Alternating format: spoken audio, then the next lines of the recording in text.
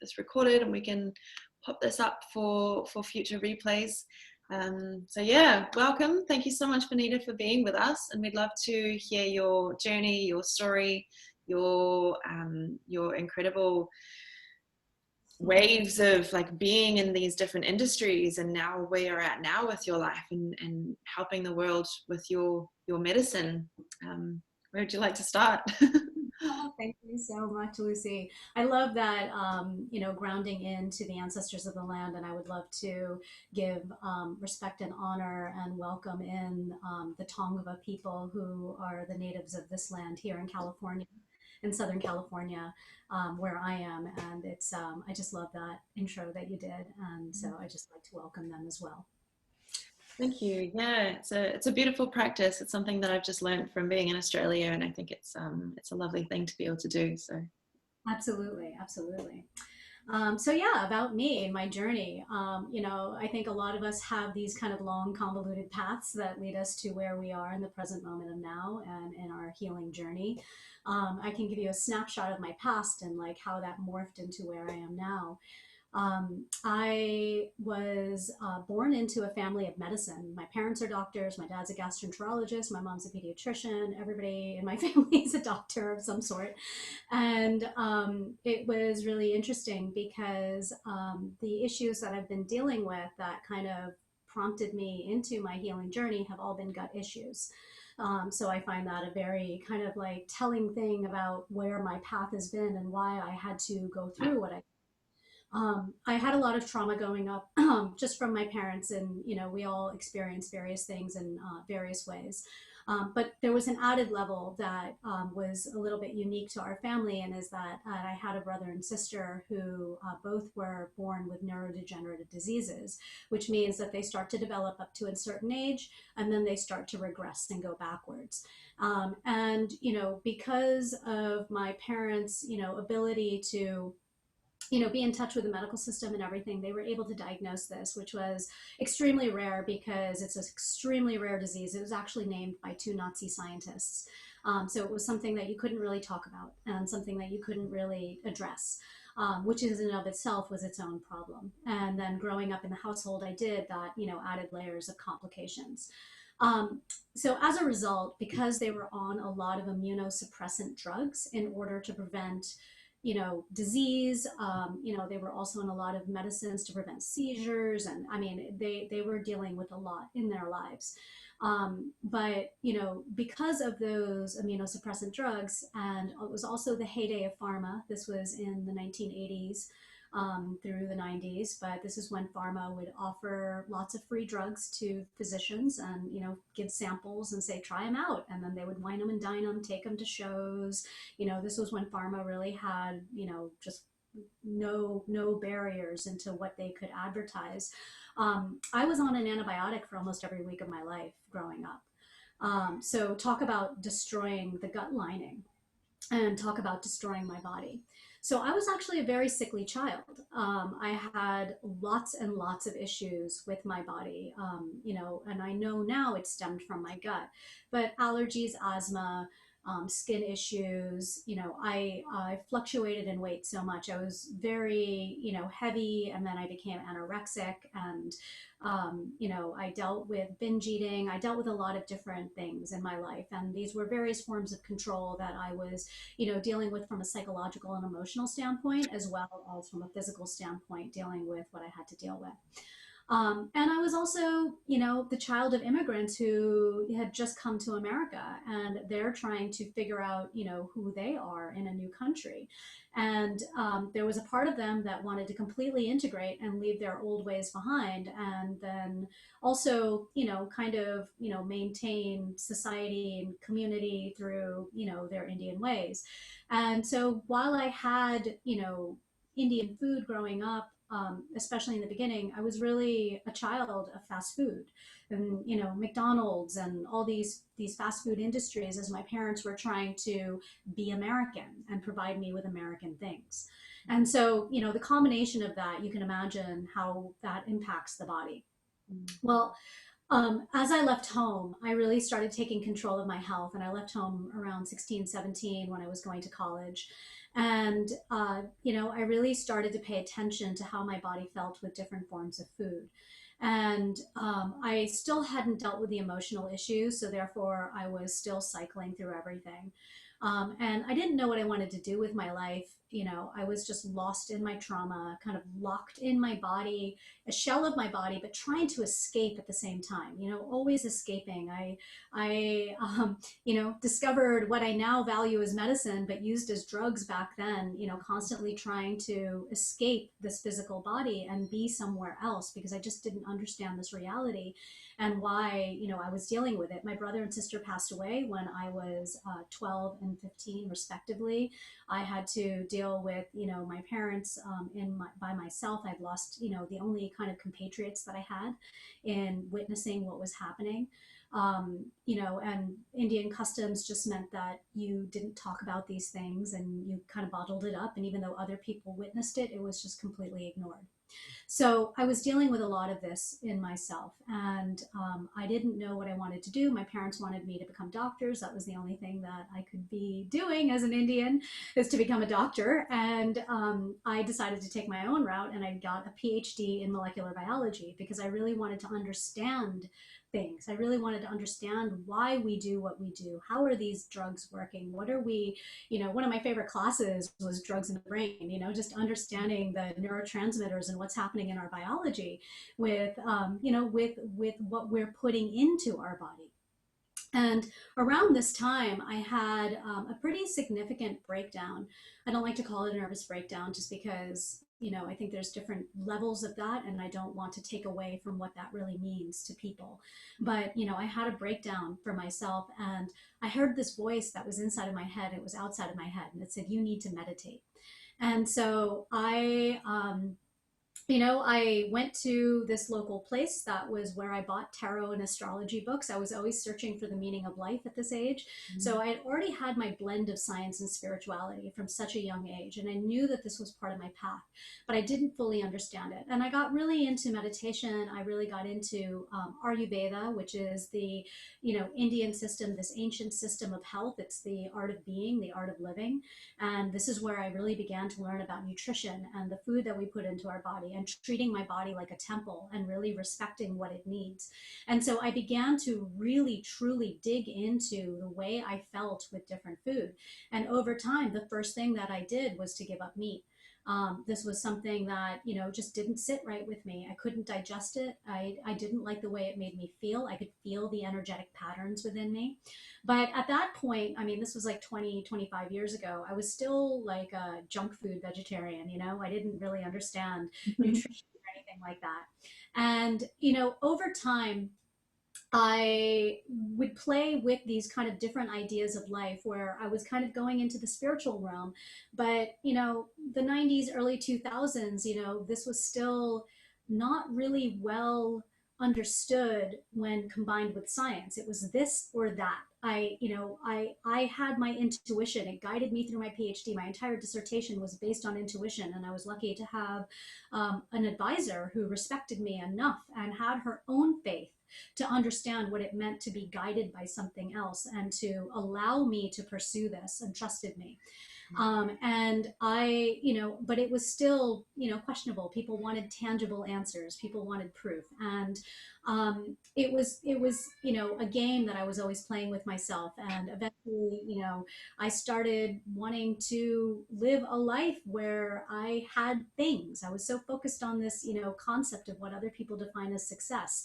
And so I went the corporate route, and I went into pharma. I went into doing something I said I would never do, which is to work for pharma companies. Now, I understood the benefit of pharma because they, the use of the medicines that my brothers and sister needed, that they needed, and, to basically reduce their pain and extend their short lives was extremely valuable to prevent their seizures so that they're not, bloody and that they're not choking on their own tongue, to do things like that. Like, this is something that's very valuable, and it's used properly. This is something that is absolutely needed. So I was never against pharma, but I was always against the way it was promoted, the way it was used, the way that we communicate about it, and the way we buy into those systems. And so it's interesting that I ended up in pharma communications. And, I thought that I could change it from the inside out, like that I could just, go into the system and just be something different. And I was very lucky because of my degree. I was communicating for people with diseases in dire need, like my brother and sister, where they needed advocates. And so I was able to do that.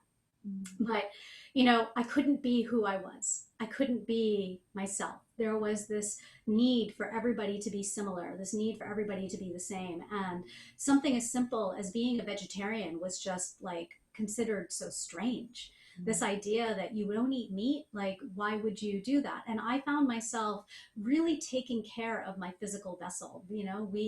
This is how I felt better. This is how I managed my emotions. This is how I managed my mentality. This is how I focused in life. This is how I kept my allergies and my asthma and all these things kind of at bay, is by really paying attention to my body. I would get up at the crack of dawn, I would work out, I would eat, healthy meals. And because I didn't want to participate in, all the food that was being provided in these offices, or like, all the meals, and like always have this excessive meal, or these excessive forms of junk food, because I didn't want that. It was just thought of as being weird, and I found it very strange to be in an industry of health and wellness that didn't understand the basic principles of health and wellness. And that was really bothersome to me. It also, I found myself really drinking a lot to escape my reality, to escape my pain. It was easier to pretend to be somebody I wasn't with alcohol, because I wasn't being who I was. I was just playing a role, playing a game, and it was easier to numb who I was that way. So eventually, I had my daughter in 2013, and she came in a pure light worker. She basically came in demanding a mother who could guide her and teach her. She is to this day one of my greatest teachers. As soon as she could really start talking and describing her experiences, she started talking very early. But at 3 years old, she would tell me she didn't like going to sleep at night because she didn't like it when her soul popped out of her body.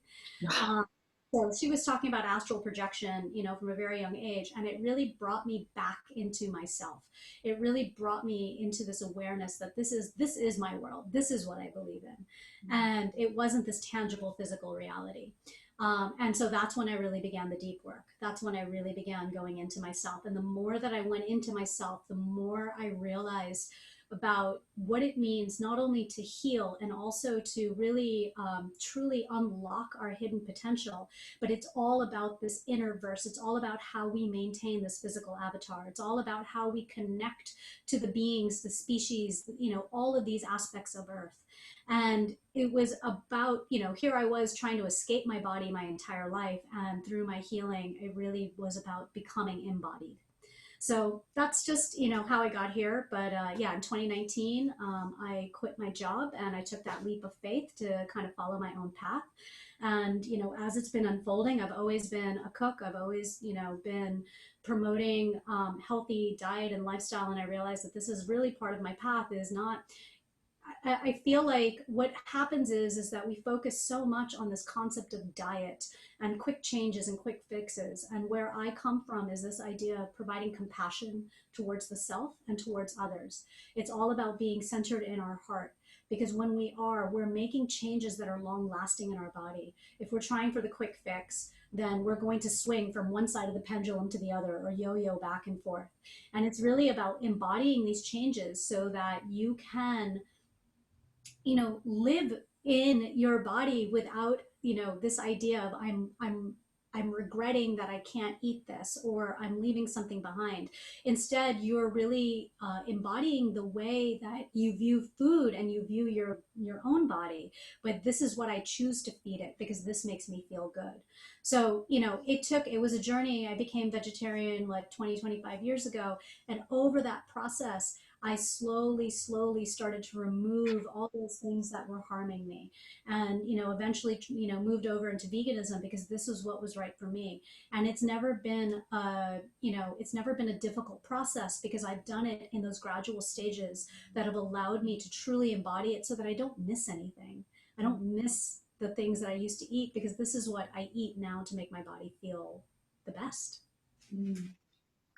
Yeah, beautiful. It really is about nourishing our bodies and our souls, and respecting ourselves, and respecting these beautiful temples that that we are blessed to be, you know, incarnated into in this life, um, as opposed to, you know, as you say, the quick fixes. You mentioned binge eating, and that's something that we spoke into a couple of days ago as well with Samantha's experiences that a lot of us have of the disordered eating, and I feel like it's a really important, it's a really big topic, but it's something that I've got a lot of experience with myself through my own journey, and it's this, yeah, it's the concept of um, the quick fix, and the numbing, and the dulling down, and the, you know, it's like the self-sabotage, and the almost to the point of self-hatred at some points, you know, for me personally anyway, you know, with like experiences of bulimia, and it's like it's the opposite of self-love really. And I can see when these patterns start coming back up for me, and actually, you know, recently, like over Easter, it's I've not been nourishing myself at all. I've not been treating my body and myself with respect. And it's, you know, just like yesterday and today, I'm like, no, I'm going to fast again. I'm going to get back into fasting, because I know that that's what is good for my body. I know that's how I feel amazing, is when I'm back in balance of actually the like 18-6 kind of ratio of eating between like 12 and 6, and the rest of the time fasting. That's what makes me feel really good. And that's what brings me back into balance. And that's when I know I'm healthy in my mind and my emotions, as well as when I'm living that way. Whereas when I see these patterns coming back in of binge eating, or eating the things that I know are not nourishing for myself, it's okay to have, like, you know, I had a bunch of ice cream the other night, and it's okay to do that every now and then, you know, but it's not like, that shouldn't be a daily thing of like binging on ice cream, even if it's vegan. Like, as you say, you know, vegan, vegetarian junk food, it's still not great, right? But when I'm feeling really good is when I'm eating whole foods and minimal oil, not cutting out oil, not cutting out salt either, but just really minimizing the sugar. And this year I've really been having so much oil and sugar, and you know, even if that was from like good nuts, like peanut butter is great in certain quantities, not in the quantities that I have been having. But then also, I'd love to hear more from you about this, the connection between the gut and our intuition and intuitive eating, and what that means. Because what I've realized this year of doing that as well is like not beating myself up so much about eating the peanut butter, or eating the you know, the plant sugar. If it's big quantities of sugar that's like super processed, and or processed foods, that's not great.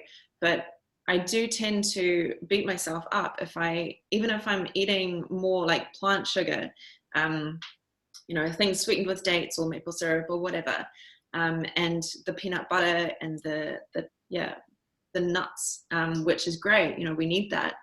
But I realized that actually that's really what my body needed at that time, is to have maybe higher quantities of the nuts, for the protein and the fats and everything. And maybe my body needed the sugar from the dates. And at other times I need more of the grounded root vegetables, or sometimes I need more greens. And I'm much more guided by that now, rather than focusing on like, I have to eat this amount all the time, I have to eat this, you know, this quantity of this, the pyramid or whatever, you know, the which is great. But sometimes, you know, throughout our lives we have these fluxes, and we're in flow, and we need to just be able to flow with that, and know that it's okay, and not get angry with myself for eating more peanut butter at a certain time and less of the greens, and vice versa. So yeah, I'd love to hear from you what that what that means to you, the gut and the intuition, and what intuitive eating really is. Yeah, you made a lot of excellent points that I'd love to touch on, and you and I are on the same thing. I'm on a 3-day fast right now because I Mhm. was feeling the need to kind of really kind of ground back into myself. There was, a period of time where I was just allowing myself as I was going through integration just to be and not judging myself on anything. And I think that, that's the key in the end is that no matter what you do, even if you go and eat that pint of ice cream or whatever it is that you're choosing to do, is to not hold any negative emotions towards it, not hold any guilt or judgment, because I think that that negative emotion creates more toxicity in the body than that pint of ice cream ever will. So it's really important to like remain in that understanding that this is something that you're doing now. You won't do it forever. This is not something that will continue and you will rein it in, but this is what you need right now. And just allowing yourself to be with it, because that way you can really become in tune with your body and observe it. And you're not judging it, because when we start to judge it, then we start to say, this is good, this is bad. And then we're not listening to the cues that our body is giving us. Now, the other aspect that you made an important point on is this idea of like behaviors. So this concept of binge eating, right? You know it well, just like me. But I found myself in just I found myself observing my behaviors. And while I had cut out, let's say, anything processed, I wasn't, I gave myself a break that I wasn't going to eat anything processed, no, snack foods and things like that, because they're so easily accessible. These Mm. snack foods are, and now that the vegan and healthy market is lucrative for the food industry. They're everywhere. The problem is those foods are, while they claim to be healthy, they're not, right? Like they might take a Brussels sprout and make a Brussels sprout puff, but it's been basically all of the nutrients have been removed from it in the packaging and the production of this thing. And then anything that you're reading in terms of vitamins and all this has been added back in because it's lacked it all from everything they've done to this.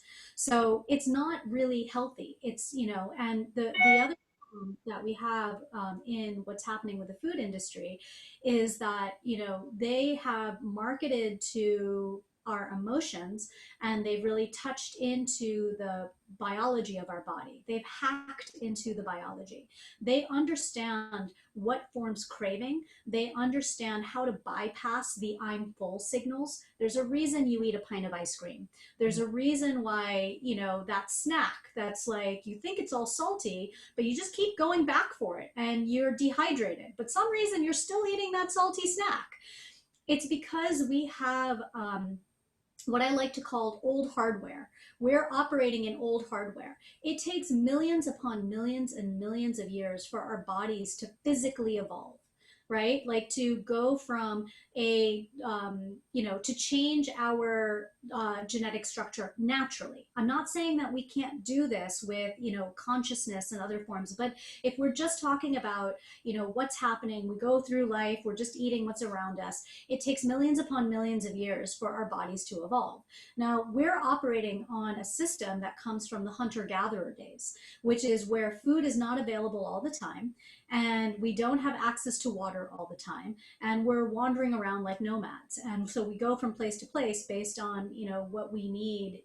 I don't know exactly what directed their path. I'm sure weather and big animals and things like that kind of help direct their path. But what happens is in that hardware, when we are thirsty, we actually get a signal for hunger, because they did not have access to water and they did not travel around with canteens of water. They got their water from vegetables that stored water. So they actually got the signal to eat when they were thirsty. So this is something that is biologically hardwired into us. When we're thirsty, we're like, maybe I'll go get a snack. And so what ends up happening is that triggers something else, which is what the food companies also have hacked into. Sugar is something that we eat unconsciously. We have been designed to eat that way because we, as hunter-gatherers, were eating according to the seasons. And when it was spring, there was this luscious fruit around. The fruit tree is full of fruit. And you would go and you would eat that because if you didn't eat it, then an animal would eat it or this other tribe would eat it. And you need to pack on the fat because winter is coming again. Mhm. So your body is like eat, eat, eat, eat. And so the sugar, actually, we don't have mechanisms in our body that say I'm full with sugar. And what ends up happening is we also eat unconsciously because while we were predators and could kill animals, we were also prey. We were eaten by large game. We were, attacked. And so what happens is we eat unconsciously. We just shovel food into our mouth and we eat unconsciously. So these are all systems of the body that the food industry knows. So what they do is they create natural flavors. This is like a multi-billion-dollar industry where they create this concept of natural flavors that are mimicking flavors that, I don't know, like your favorite Chinese food or whatever. I don't know. Like, they have all these different things. And what they do is they have triggered those mechanisms that are including the fat, salt, sugar, the things that our body craves for survival. But we're not surviving anymore. Our Mm. bodies don't realize that the grocery store is full of stuff that's year round. And so it's triggering those mechanisms so that we eat in a way that if we're not conscious about it, then we are feeding our emotions, we're feeding our hunger pains, there's so many different types of hunger. And they have learned how to hack into those things so that we can eat and crave more and buy more and feel nutritionally devoid, that we crave more food because what we're lacking is the nutrition.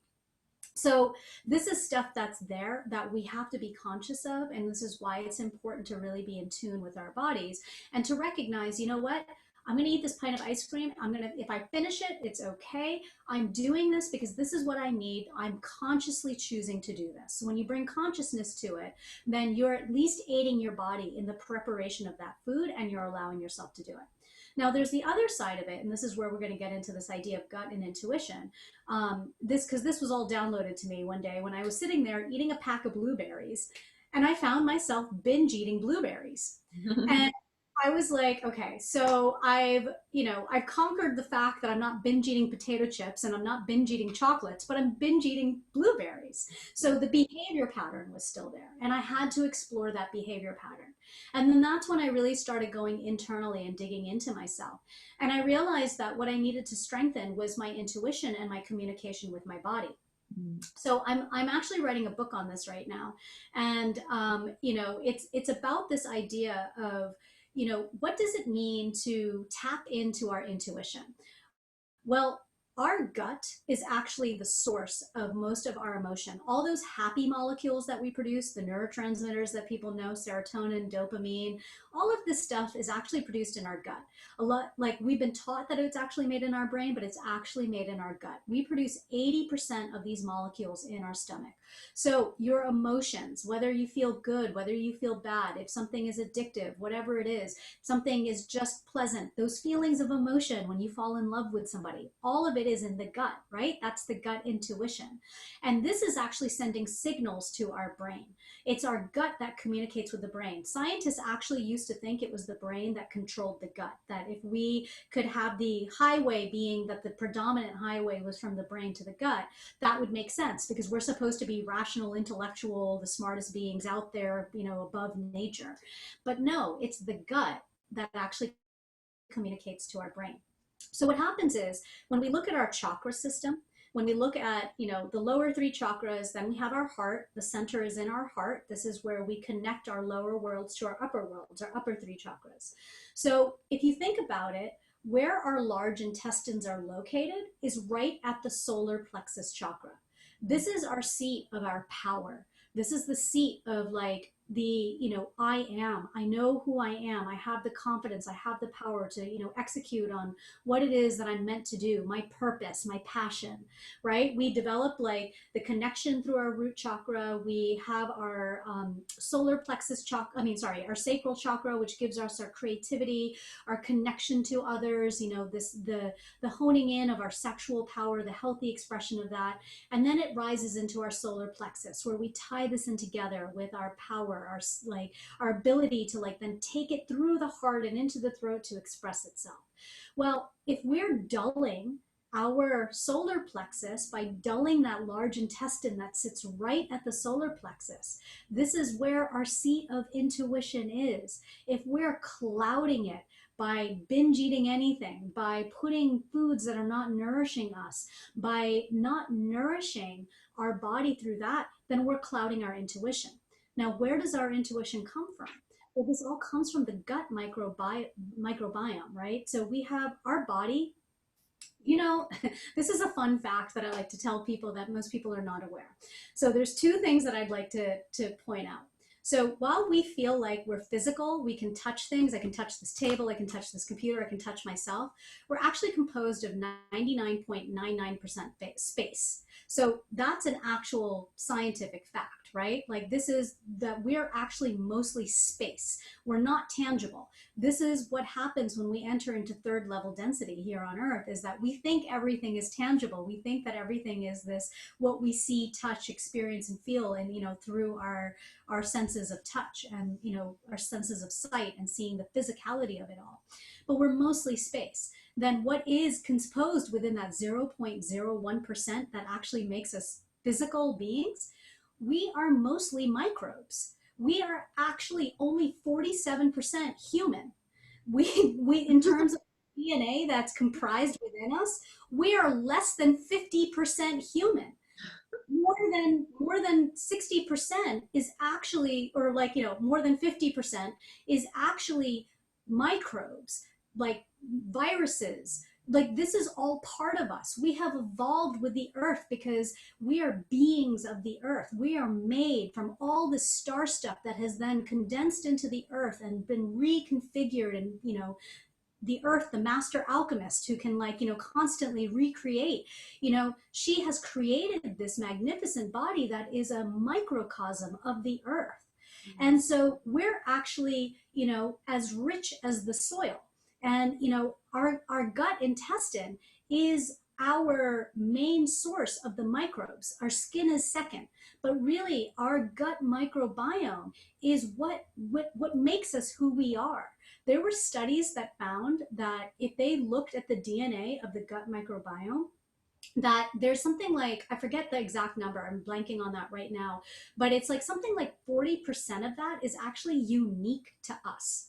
So what I am expressing in my gut microbiome, my daughter is not even expressing, who came from me. Now, there's a lot that's shared when you live with people within your family, but especially the people that you live with, you co-evolve with them. And so you're more like related in your gut bacteria to the people that you live with than your family. For example, your family is in New Zealand, you're in Australia. Your gut microbiome is probably closer to the people that you're interacting with on a regular basis than it is to your family at this point. And this is really important because this is how we adapt and evolve. This is how we stay in tune with nature. And the problem is that we are putting in pesticides, processed foods, we're binge eating, we're putting lots of alcohol in our system. We're doing all of this stuff, that antibiotics, you know, glyphosate that's in the air, like all of this stuff is destroying our gut lining. And what happens is when it destroys the gut lining, what it's doing is killing off a lot of these kind of specialized species. We don't have like a ton of everything. I mean, there's some species of our bacteria that they're available and plentiful, but then we have some that are, you know, just a little, their expression is there. It's not as strong, but they make us who we are. They make us resilient to our environment. They express who we are. And those are the ones that are really getting killed off, because let's say you take a course of antibiotics because you got really sick. And I'm not knocking antibiotics. They have really extended the life of humanity. It's about proper use. The problem is we have antibiotics around us all the time. Glyphosate, as I mentioned, is, you know, put into the plants and it's in the air. We can't get away from it unless you really live in nature. You know, this is the only way that you can truly get away from it, but it's in the air around us. And so, you know, we're constantly being exposed to antibiotics, even if we're not taking a course of antibiotics. And let's say you take a course, like probiotics are going to help. It's really important to replenish that gut bacteria. But the problem is even probiotics, I mean, you know, we have I don't like thousands and, to millions of different types of bacteria in our gut. And if you look at a list of probiotics, that's like 10 to 20 species. And so what we're doing is we're ending up overpopulating with some species that are good for us, but they're not the only ones. And they can overcrowd. If we're taking probiotics too regularly, they can overcrowd our gut and prevent some of those species that exist in smaller amounts to really be able to grow. So there's so many ways that we're actually suppressing this true expression. So what I've been promoting and really doing this experiment on myself is, what if we actually feed our gut the food that it needs in order to allow the bacteria to survive? Because now what that means is I'm not feeding my emotion, I'm not feeding my taste, addictions, I'm not feeding what makes me, fit in with other people. I'm actually choosing now to feed my gut microbiome with the food that it needs. Those are things like cruciferous vegetables, seeds, nuts, mushrooms. Like, these are all really good foods. And berries are really good, which is why I was binge eating blueberries one day. But Love but it. but it ends up being that if we feed our gut this, then we're actually now allowing our gut to function optimally. If we allow our gut to function optimally, now we're allowing that energy that we're mostly comprised of space, we're allowing that energy to more clearly flow through our channels, because we're no longer stagnant. We're not bypassing the gut. We're not moving energy in weird ways. We're actually allowing that channel to flow. And if we allow that channel to flow, then we're raising our vibration and we're able to receive those messages without that doubt, without questioning, without wondering. And then we bring that information down and it responds in our gut. It responds with that gut knowing of, this is what's right. This is what's right for me. And so this is how we're allowing those clear channels to operate. And it's really through just honing in on, that healthy diet with our body versus that healthy diet based on taste, or what, you mentioned the food pyramid. I mean, up until, like, the food pyramid is how old? 100 years old? And the food pyramid for you is different for what it is here in the States. Some of that could be chalked up to agriculture and, differences in body and evolving with our ecosystems. But really, it's just arbitrary. I know here in the US, a lot of that was based on the food lobbies. There's a reason why meat in the early 60s or whatever and dairy was so heavily promoted. This idea we had to eat this is because of the food lobbies. All these lobbyists that would go to government and be like, make this an important part of our meal. Grains, all of these things were really skewed back then towards, being really important, because that was what the lobbyists actually encouraged government. And unfortunately, we want our systems of, power, government in all its different multiple forms, to be there looking out for our best. But it's unfortunately a capitalistic society in a lot of the Western world, and they become clients to a lot of these big lobbies. And so it becomes the system of profit. And so we don't necessarily know what's out there that we can trust. The only person that that knows exactly what's right for you is you. You are the only one that has your genetics, that has your microbiome, that has your life experience that has led you up to now, that's living in your environment with certain foods available. It would be nice, like, I've traveled to places before where I haven't been able to have, like, the vegetarian diet that I would like, for example, Patagonia. I was in Patagonia, Argentina, and that's a very meat heavy country for a reason, because a lot of it is land that they can't grow vegetable. Now, I didn't eat meat. I can't do that to myself. It's not something I would do, and my body wouldn't feel good. But it did mean that I ate a lot of bread, I ate a lot of chips. I ate, like, the tomato that I found every so often, there. But I didn't have, like, a really nutritious diet.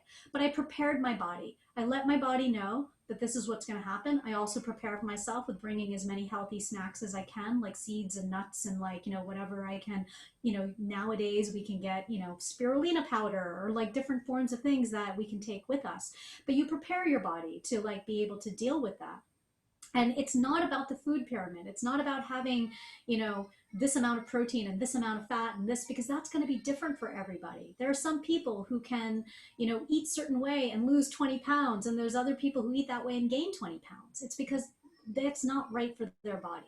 So only you know what's right for you. And this is why it's so important to really have that relationship with your gut microbiome and nourish that part of you so that you are standing in your power. Mm. Yeah, wow. Yeah, so much amazing information. I love just hearing you speak, because it's like you are such a channel and you do have so much just like amazing information flowing through you. And so yeah, I knew that this would be a really powerful day to have you. Um, and yeah, I guess one thing that you reminded me of is a time where I was traveling in Europe in 2019, late 2019, around the time where I mentioned the other day, I experienced some very, like, really bad burnout. Um, Still trying to find the right word for that. I don't know if burnout's really the expression that really fits with that experience, but whatever it was, I got to a really bad place mentally and physically. And I think partly that was because I wasn't prepared for having to eat certain ways in different countries, because I was hopping all over Europe. I literally spent like a couple of days in a country here in Germany, a couple of days in Switzerland. I went to Spain, England, back to the UK after time in the Netherlands, and all over the show. I was just completely scattered. And I did notice that places like Lithuania, I was in Lithuania, I had a really profound medicinal experience there. And that's where it kind of, everything just like, just like shattered. And it was really difficult to find good, high vibrational, like food, vegan food, just plants. And because, yeah, it is that kind of culture where it's so cold, and not a lot grows. And so they do tend to live on a lot of, like, they eat a lot of pigs. They eat a lot of animals in general, animal-based foods. And so it was quite difficult to find anything that really like nourished me, apart from spending time with friends or at an event where we were provided really good food. But outside of that, it was really hard to find anything that was nutritionally great for my body. And then at other times in other parts of Europe, I didn't really, as I said, I've spent so long now just traveling and being nomadic in a similar way to what you were explaining before about how we have kind of evolved from that. It's not really a normal kind of way of living anymore, but that's just the way that I've been called to live for a long time now. And I've developed ways for myself to live, and I've got used to sourcing my foods, finding foods in different places that are whatever's available at that place at that time. Most of the time it hasn't been what's been optimal for my body. I haven't been able to be like fully organic, whole food, and a lot of the time I have ended up going to the processed stuff. And I wonder if you have advice and guidance for people like myself who do live like that, or who are van lifing, who are living on the road, on a budget. Where can we find a easily absorbable, you mentioned the probiotics, like there's coconut yogurt, there's so many different kinds of yogurts now, which are really beautiful and amazing. And I tend to stay away from processed soy, so I don't really have soy yogurt, but I do like things like the almond and oat and coconut yogurts, which provide a decent amount, I think, of probiotics and prebiotics as well, maybe. But how do we, what do you recommend for getting our microbiome and our gut back into balance for people like myself who are on the road or who are on a budget, or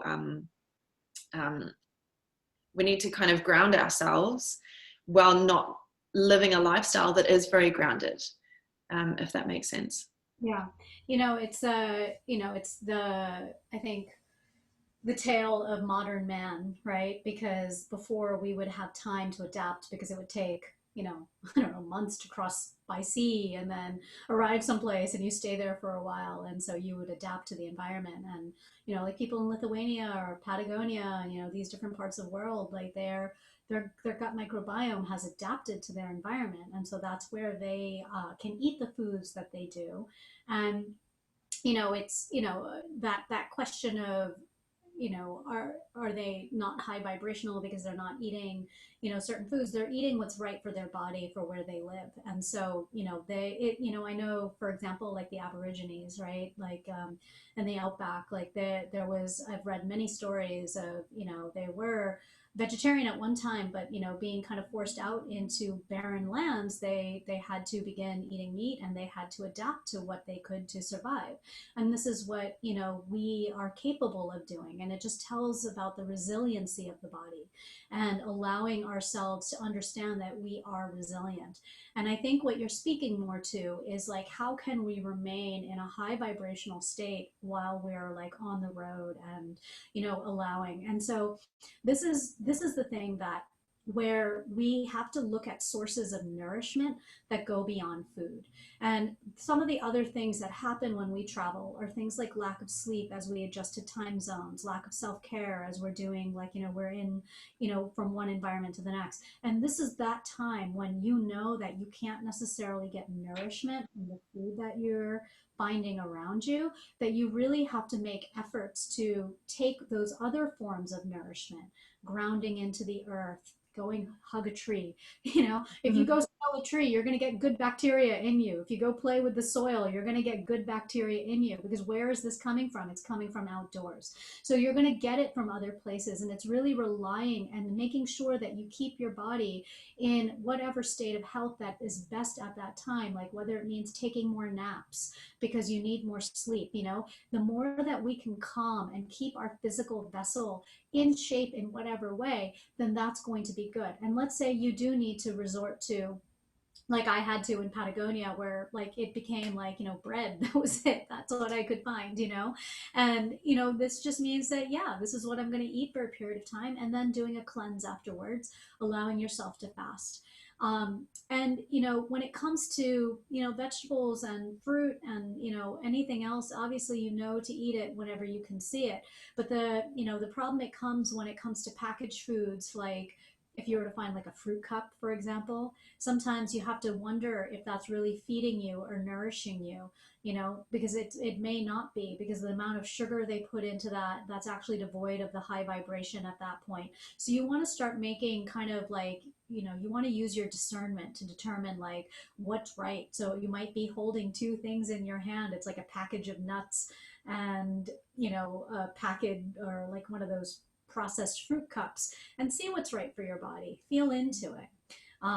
If we have time, I can take us through like a guided meditation where we communicate with our gut microbiome, and really like learning how to be in tune with the body. This is what it is. It's like a process of adaptation and constant adaptation, because whether you're living a nomadic life, or whether you're like at my age where like my hormones start getting into flux more, and having to adapt to different ways that my body is dealing with the different cycles of nature and the cycles of myself. And everything changes. We're constantly changing, so we're constantly having to tune in. And one of the best ways to tune in is just seeing how that food makes you feel. Maybe try that fruit cup one day and see how it makes you feel, and you're like, pay attention. And if you're like, this is not good, I'm not going to make that choice again, then and so, because you don't know what's going to be available, sometimes it might mean that, you maybe have just water with a little bit of salt. But this is why I say, like, travel, use the ability to like stock up whenever you land, in that country that has a health food store and has like powders and different things. And make sure that day, you don't just have like a juice. Like, juices are great, but if you can, ask them if they can just, blend up vegetables. One of the ways that like I really support myself, I do this on a daily basis, but especially before I'm about to go on the road, especially before I'm about to travel, is to really load myself up with a lot of like nutrients. And while I'd like to say that just like eating a salad is good, the truth of it is that we just don't chew enough. We're often distracted with our eating. We're eating in company with others, or maybe with a book, or sometimes our phone, whatever it is. And we don't go through the chewing process enough. One of my first teachers always said, and this is from the yoga lineage, but he said, you should drink your solids and eat your liquids, because you really should be in that process of mastication, because that's where a lot of our digestive process begins before it gets to the stomach. And because we don't do that enough, it's really great to be able to blend foods, because if you can take something like kale and beets and an apple and celery and cucumber and get them to blend that up until it's like a thick smoothie like that, then you've already taken that digestion process and have started that, because you've broken down the cell walls, and now your body can absorb nutrients a lot easier. So load up on things like that when you can. And I don't know what it's like over there. I can tell you over here, when I go look at like the smoothie, like ingredients, and most of it is just sugar. It's like fruit with more sugar, with more sweeteners, with a little bit of like maybe a nut milk. And so I'll make my own. I'll ask them, can you blend this and this? And I encourage you to do that, because that way you can get more things in there, like kale, because cruciferous vegetables are so good for us. Cruciferous vegetables, they have so much of the density that of bacteria that's actually on the leaves themselves, that we're eating a lot that way. That's how we're bringing it into our system. So there's no perfect answer, because we're living in a new way. Like, everything is really new for us. We've gone through this kind of slow evolution, and then we went like this, right?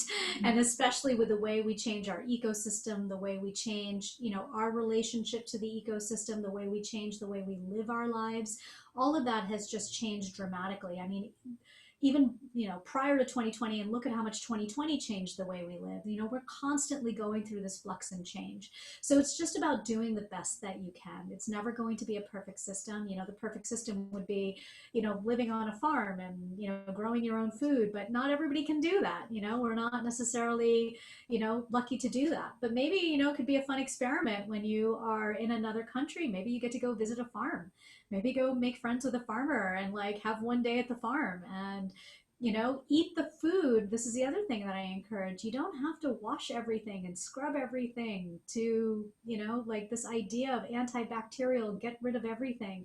You want to make sure you're using clean water if you're in a country that is more prone to disease and things that we're not used to. But just like it's great to eat stuff that comes from the dirt. It's great. This is where we're getting a lot of our nutrients. We've been taught that it comes from eating animals, but it actually comes from the animals eating the dirt. Mm. So if we go back to the dirt, then we're actually getting that from straight from the source.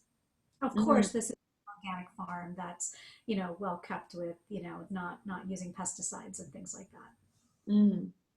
Yeah, B12 is a big one for that, isn't it? So I think that's a common question for a lot of people when they go vegan, even vegetarian as well, as like, well, the one nutrient that is like really difficult to get, that's or not crazy difficult to get, but harder than a lot of other nutrients from plants, is the B12, and that actually comes from the ground. And I'm glad that you brought that up, because that is a common misconception, and it's not like something that we have to take all these supplements for. We can get it through nutritional yeast, Vegemite, and as you say, eating from the ground and not necessarily washing like everything off. If it's organic, if it's a farm that doesn't use heaps of pesticides, that's an option actually. There's potential for me to get a van here and travel through Australia. I don't know what I'm going to do over the next, I don't know, we'll see. But being on farms and actually like staying on sanctuaries and just being closer to the earth and getting my nutrients that way. And as you say, like actually just having your hands in the dirt, like being grounded and being like close to nature and touching the trees, and we actually absorb nutrients that way as well. And I'm sure, and I hadn't really, sorry. Can I tell you a fun fact about B12 and how perfect Mother Mm. is? So we actually do make B12. This Uh, is, this is a little known fact, but you know where it's made? It's made in our intestines, so that it's made in our small intestines where we can't absorb it anymore. And it's actually going straight into the earth. And this is how Mother Earth kept us connected to her, by allowing us to produce the nutrient that we need, but we don't get it from us making it. It goes back into the earth. And this is why we have to take care of the earth, because what we're putting into the soil is what we get back into our body, and it's actually made by us. mm. Wow, I've never thought of it that way. I think I knew that our bodies produced it somewhere, but that makes so much sense that it's actually below where we'd be normally absorbing the nutrients from the food. So it's like It's in the large, bypass the gut. yeah, Sorry? it's in the large intestines. I said small, but it's in the large. But yeah, we make it. Okay. Mm. Yeah, and that's really cool knowing that we know that we are connected with the earth and we need to be in like a symbiotic relationship, but that that makes so much more sense that, as you say, like she needs us, we need her, and from that relationship of like the give and take, I guess, between us and her, it's almost like that umbilical cord in a way. Like, I don't know, that's how I'm kind of seeing it energetically. um yeah. I had another question. There was something else that came up. I'm sorry uh, to interrupt. That's just like my fun fact of B12. And I love that, we just are, it really tells us about how we take care of our soil. mm, yeah, it's really interesting, and it would just be so beautiful if and when we get back to that place, with the relationship with Mother Earth, that everywhere we are just in this really beautiful balance. We're in harmony with nature and just being, connected with every element and every aspect of the universe, including Mother Earth, and being in a really, really deeply rooted, deeply connected, relationship with Mother Earth.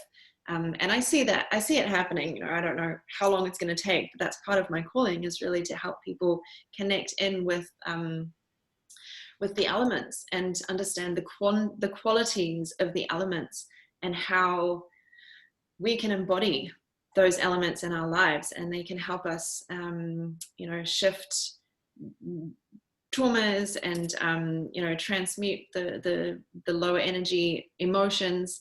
And that's something that I wanted to touch on as well, actually, is I just feel called to share a little bit of my story, which I've spoken into in my activism work in the past, but I haven't really spoken about it super publicly, which is potentially going to be triggering for people a little bit. But I feel like I want to be authentic and honest about my journey, and my experiences, and why.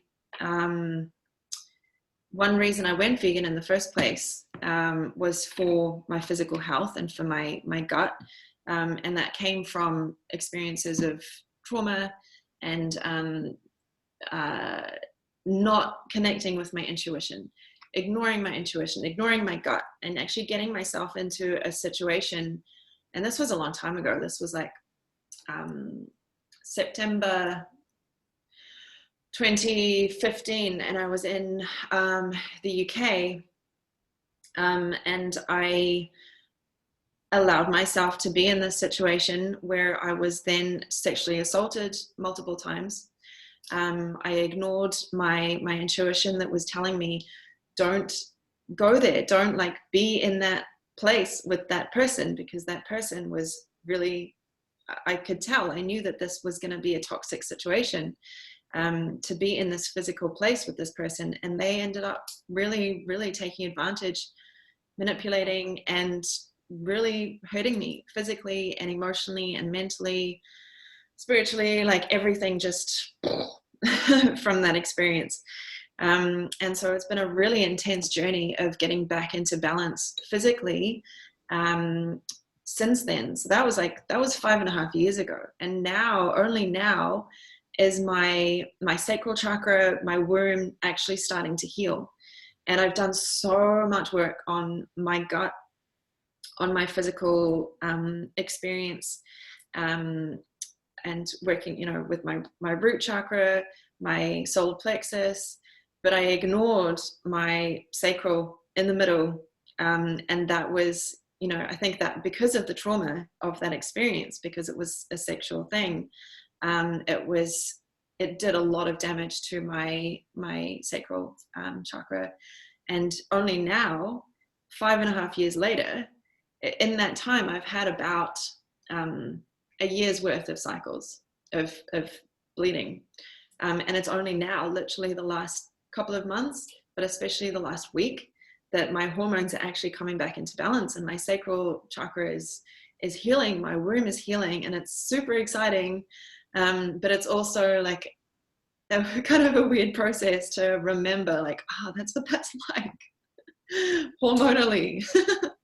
That's what it's like physically. That's what it's like, you know, this experience of being a woman, and having those hormones, and having a different, you know, I've still been an emotional, physical experience of life in that time, but just the different elements of the hormones in a different way, and experiencing energy in a different way. It's reminding me of a lot.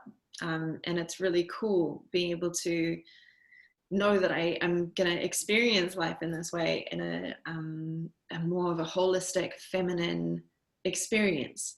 And, you know, for whatever kind of reasons, like it hasn't, you know, over the past year or probably 18 months or so, I've wanted to heal that, and to really put my energy and my attention into healing my womb.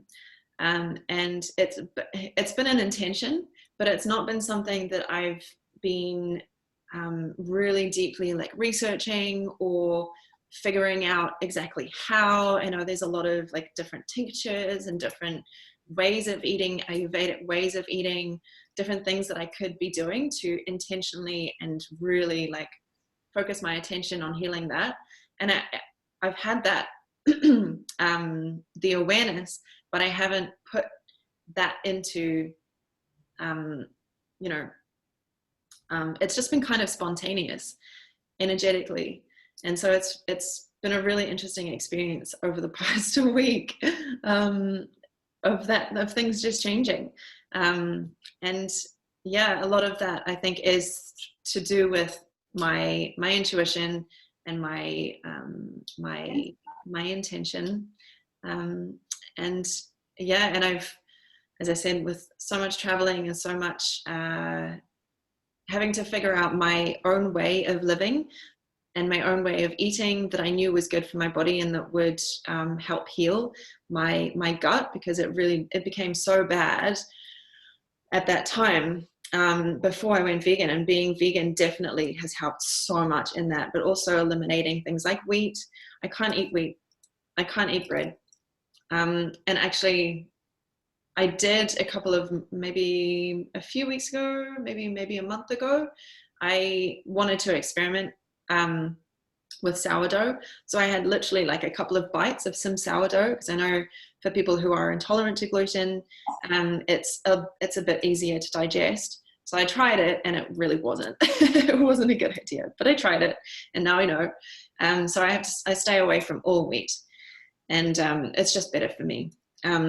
And so, yeah, it's been a process. It's been a real journey of healing and understanding what my body wants, what my body needs, and what feels good, and the intuition of that.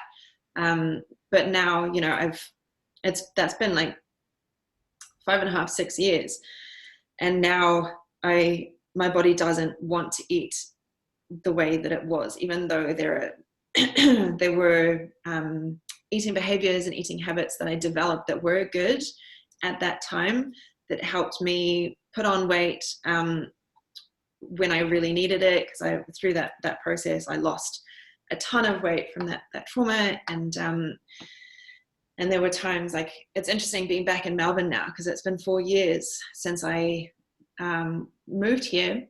I lived here for about 4 or 5 months. And one of the reasons I left was because I got so like skinny and it was so cold. And I was like, I just can't be here. I didn't know how to, I was freaking out. I didn't know what I could eat to put on a little bit of weight. And I was just like, I need to go to Byron or somewhere warmer and eat more raw, which is what I wasn't able to do that here. It was so cold. Um, and yeah, it's interesting being back here in Melbourne and having the abundance of like the fast food stuff, the vegan pizzas and the vegan burritos and like all the yummy stuff.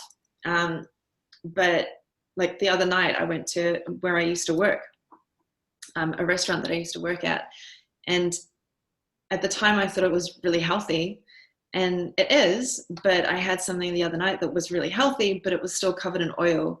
And it's interesting seeing my perceptions having changed and what my body wants, what my body needs now is different to what has been great for me at times in the past. And it's just, it's interesting feeling this experience and this journey. And so I felt like I needed to share that. And if there's any insights that you have on that and like our self-love and our nourishing of our bodies and healing those traumas through food, if there's anything that you feel called to share related to that. Thank you so much for sharing. I know how hard it is to share those things, and I really honor you for publicly speaking about it because that is difficult to speak about. It's you touched on a lot of important things, and we do. One of the things that happened to me was when I really began to go into my healing work, when I took healing seriously, and I said, okay, I'm going to do this. I really thought I was going in to heal my gut. To heal this part of me that was the digestion of food because of all the antibiotics I took. And what was crazy is that I found what I really needed to heal was my sacral chakra. It was actually my sacral that was needing healing. And women, we talk about this as the womb, and, men sometimes might feel disconnected from this, but truly, we all know what the womb experience is like. We all came from a womb, and we all have a connection to a womb. And so this applies to men as well. And this is not something that is, left to women alone. Women do carry a lot more womb trauma in general, but we all carry levels of it, and no matter what our gender. And so, what was really interesting is to find that it took me healing my sacral, or at least beginning, I don't believe that a healing process is ever complete. It's something that we continue to unfold, and we continue to dig deeper into. It's kind of like a lotus flower that opens. There's more and more layers of petals that we keep opening and beginning to see that truth in there. But there is, there's so much to heal down there, and they're all connected. These are our lower realm chakras, and they are interconnected. They don't operate independently. They don't, it's not like, okay, I healed this part and now I move on to this part. They're all connected. And so while I had significant gut issues, what I really had to tap into was my sacral first before I could actually then deal with the gut, before I could actually deal with the solar plexus. And so I don't think that that's an uncommon journey, in the sense that we heal what we need to at the time. Now, in terms of what foods to eat for that and how to support that, and there's a lot of advice out there, and different things can apply depending on what is right for you. But in the end, when we are nourishing our gut, what I found is that we don't necessarily have to be dealing with the traumas of our gut to be supporting the rest of our system, because the gut is where we're producing our hormones. This is where we're producing all those hormones you're talking about that was helping you kind of get in touch with the sacral. This is the foundation of our immune system. This is the foundation of so much of our body that really regulates the systems of our body. That when we are nourishing our gut, even if we're not directly dealing with the issues, then we can really tap into other parts of ourselves. So, for example, I do not ask people when I work with people one-on-one, and I'm developing programs right now, group programs, but when I'm working with people, it's not about taking away things, because this is what creates a trigger reaction. This is what creates the yo-yo. It's more about feeding ourselves what we need and then supplementing with whatever it is that we want, whether it's, those things that we eat at, our favorite restaurant or wherever it is. But as long as you're supplementing the gut first, then it's going to help lay that foundation, so that that's what the process of digestion is. That's what the gut is absorbing. And when you layer over foods on top of that, it's not necessarily that which is providing the main source of nutrition you know so you mentioned sourdough, which is really interesting, because that is actually one of the ways that you can help improve your gut, as long as you can digest gluten. This is one of the things that happens to there's there's numerous topics that we can touch on within gluten in and of itself, but that is part of the problem that we have with our gut lining. We've also killed our wheat. We over process it. It's not live. There's a lot of problems that's there, but it's not that a lot of people are gluten intolerant, and maybe you even have celiac, and that's why you can't handle. But if you're going to eat bread, sourdough would be the best, because it's having the wild ferments in it. That's what probably you heard about it and why you tried it. But it's the wild ferments that are really good. So if you're eating like pickled kimchi, pickled vegetables in general, miso is really good. That's fermented. This is when the bacteria are like digesting and digesting and digesting, and you get these micronutrients. These are the things that are going to help support. So, for example, I'm a little crazy. I travel with like a jar of like my wild fermented like cabbage, or kimchi or something, because I'll just put that on my food. Whatever I'm eating, wherever I'm going, I just stick that on top of my food, and like I'm providing my body with what it needs. And what you said is so true. Like, this is what we begin to see as we get more in touch with our bodies, as we become aware of what it needs. Then the things that used to please us no longer do. They don't feel the same. I had an opportunity to like hang out with some people, which is very rare these days. We're starting to come back into being able to hang out. But it's on lockdown for so long, and I took advantage to really focus on myself. Like, I just took advantage of that. But I was hanging out with some people, and they were like, let's go to this restaurant named Takaya, which is it on the surface it looks really healthy, but when I was eating there the first couple of days, I loved it. This was over a course of a period of time, and then I just began to notice, like, this does not sit well with me. And it was because the first few times it was my taste buds, the novelty of something new, that our body craves variety. So having a new place, like, that was what was triggered, and it felt really good. But just eating 4 or 5 times over the course of a year or whatever it was, like, I began to notice, like, I don't really digest this food well. It's not really good. And a lot of it is, although they prepare it, and you can see their kitchens, and they're a really good kind of fast food, non-fast food type of place, like sit down service, but like, it's an in between. Um, it's still processed food in the end. It's made by somebody else. There's a lot more oil, salt, fat, things in there that, I wouldn't necessarily eat if I was eating at home. It just doesn't sit as well in my body. And I'm really grateful for places like that, because there's a lot of people who don't eat well, and that would be on the healthier side of the spectrum for them. But for people like us, where we're really in tune with our bodies, that's actually on the lower side of the spectrum for what we can tolerate too, because you won't even question a McDonald's, you won't question a soda, you won't, that doesn't bring up any like, oh, maybe should I. It doesn't do any of that.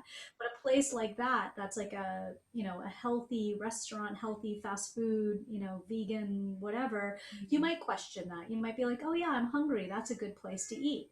And so that's when you start to discern, okay, like, I can do it for this time, but I really can't do it again for a while. And you begin to become aware of what can seem healthy to somebody else is not for you. And that's being able to stay in that sovereignty, and being able to, just, honor your needs when it comes to that. For me, it meant, when I'm hanging out with these people, that what I ate was just guac. And guacamole is great. I mean, you don't Mm. really go that far in messing So it good. up.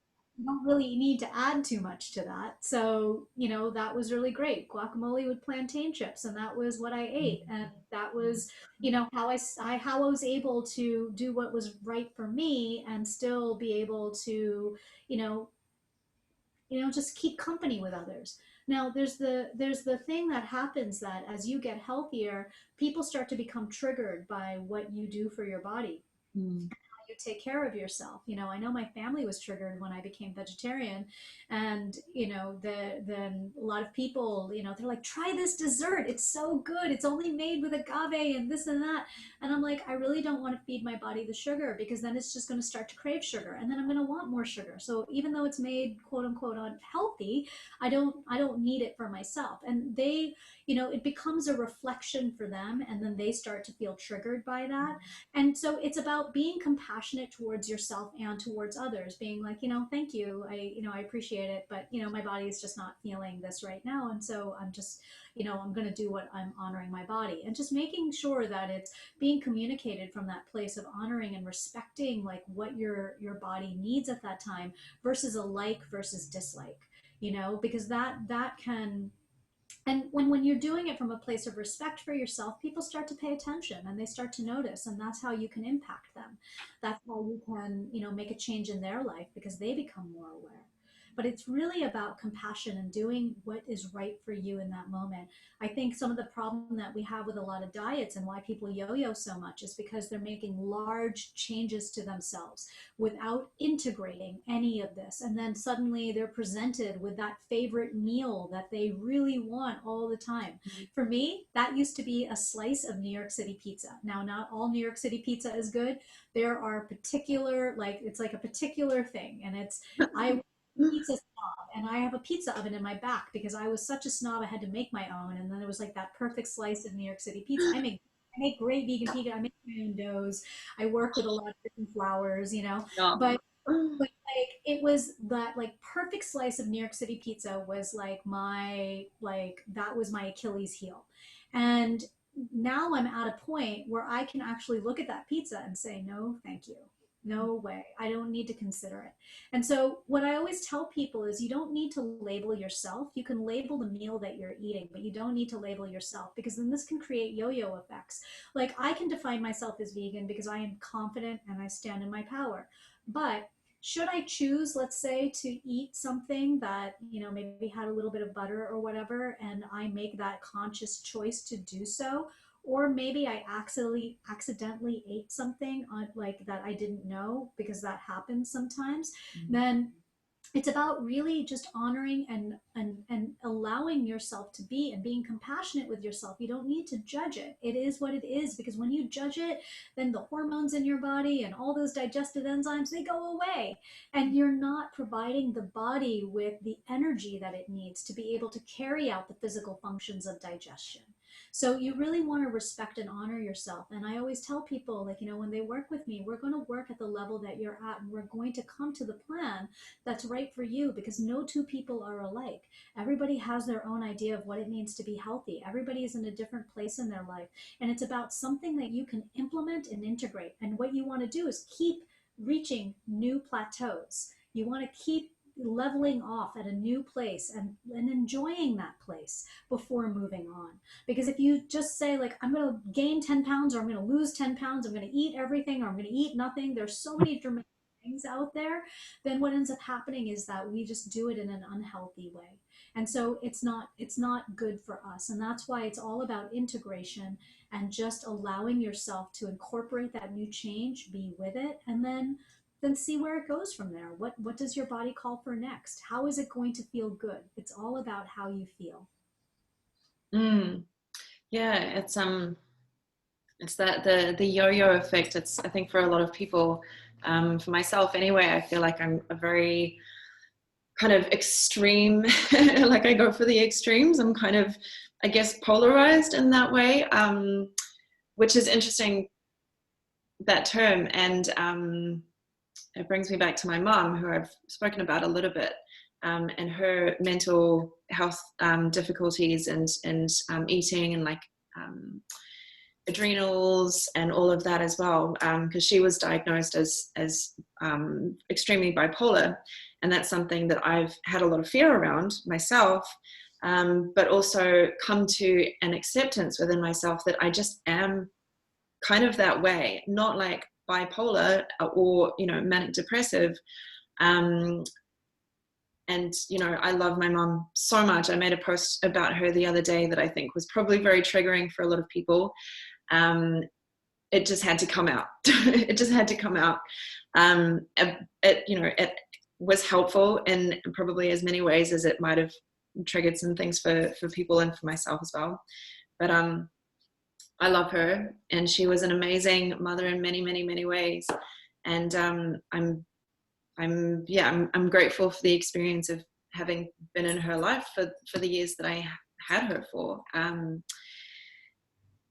But that's where I was going with. I was going somewhere with that, with being quite an extreme person, I guess, like the extremes of the many different poles that we all are. And so I find it quite hard to find that balance. And so, as we said at the beginning, it's like the yo-yo or the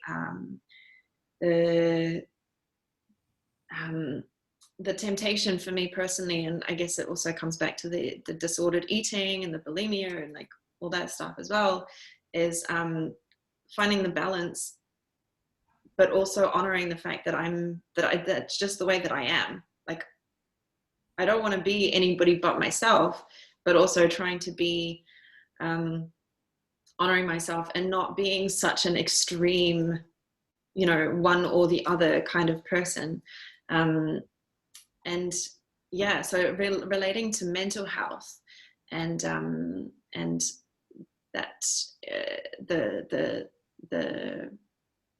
the ways that our eating can kind of affect our mentality, as well as the energy and the emotions. Do you have anything related to that mental health and diet? Absolutely. I know I am extremist as well. I tend to go from one side to the other, and I tend to be all or none. You know, I would do these like extreme fasts, and then I would like binge eat everything. And it was, you know, that was something that was in my personality, and something I also learned from my mother and her eating habits. And, you know, it's something that I have to be careful with my daughter and like watching, because teaching her how to honor her body, but like, you know, also saying that like I have to respect mine, because I do that intermittent fasting and weekly fasting and things like that. You know, so it's really important to, you know, teach proper habits around it, because we do pick up, you know, from, you know, the imprints that are left within us. Um, you know, it's important to recognize that the swing from one side to another is this polarity, this duality that, you know, in lots of different ways that we see it, whether it play out in our eating habits in our body, our cycles of emotion, or even in politics in the world. You know, this is the principle of life. It's one of the hermetic principles, you know, passed down from Thoth. And, you know, when we go, you know, we can get really spiritual about it, but it is this, you know, there is a pendulum swing, and it is part of the natural balance of things. When I say what I say when it comes to our habits and our patterns, what it means to be in mastery of yourself and mastery of your health and your eating and your emotions and all that, is to reduce the pendulum swing. It's not that we don't have those pendulum swings at time. I mean, there are times where I can get really angry or I can get really sad, but it's about allowing it to constantly swing back and recognizing it for what it is. But what you want to do is kind of reduce that swing so that it's not like violent all the time, and just violent when it needs to be. And it's there. Yeah. But yes, there is so much connection between our gut and our mental health. Now, I've suffered from lifelong depression. I was suicidal for most of my life. I dealt with, you know, anxiety, you know, I mean, I was a mess for the longest time, and I was functioning this way, you know. My mood swings were all over the place. And diet really does play a big role in that, because what happens with our gut, as I mentioned, the axis goes from our gut to our brain. And we find that there's actually a lot of mental fog that's produced when we don't have a proper diet and when it's going up into our brain. And so that can cloud a lot of our thinking. And as I mentioned, because a lot of our emotions and a lot of our, ability to function is actually produced by the gut itself, then we're actually reacting to the world constantly, reacting to the stimulus of our body, reacting to everything that's happening rather than choosing and acting.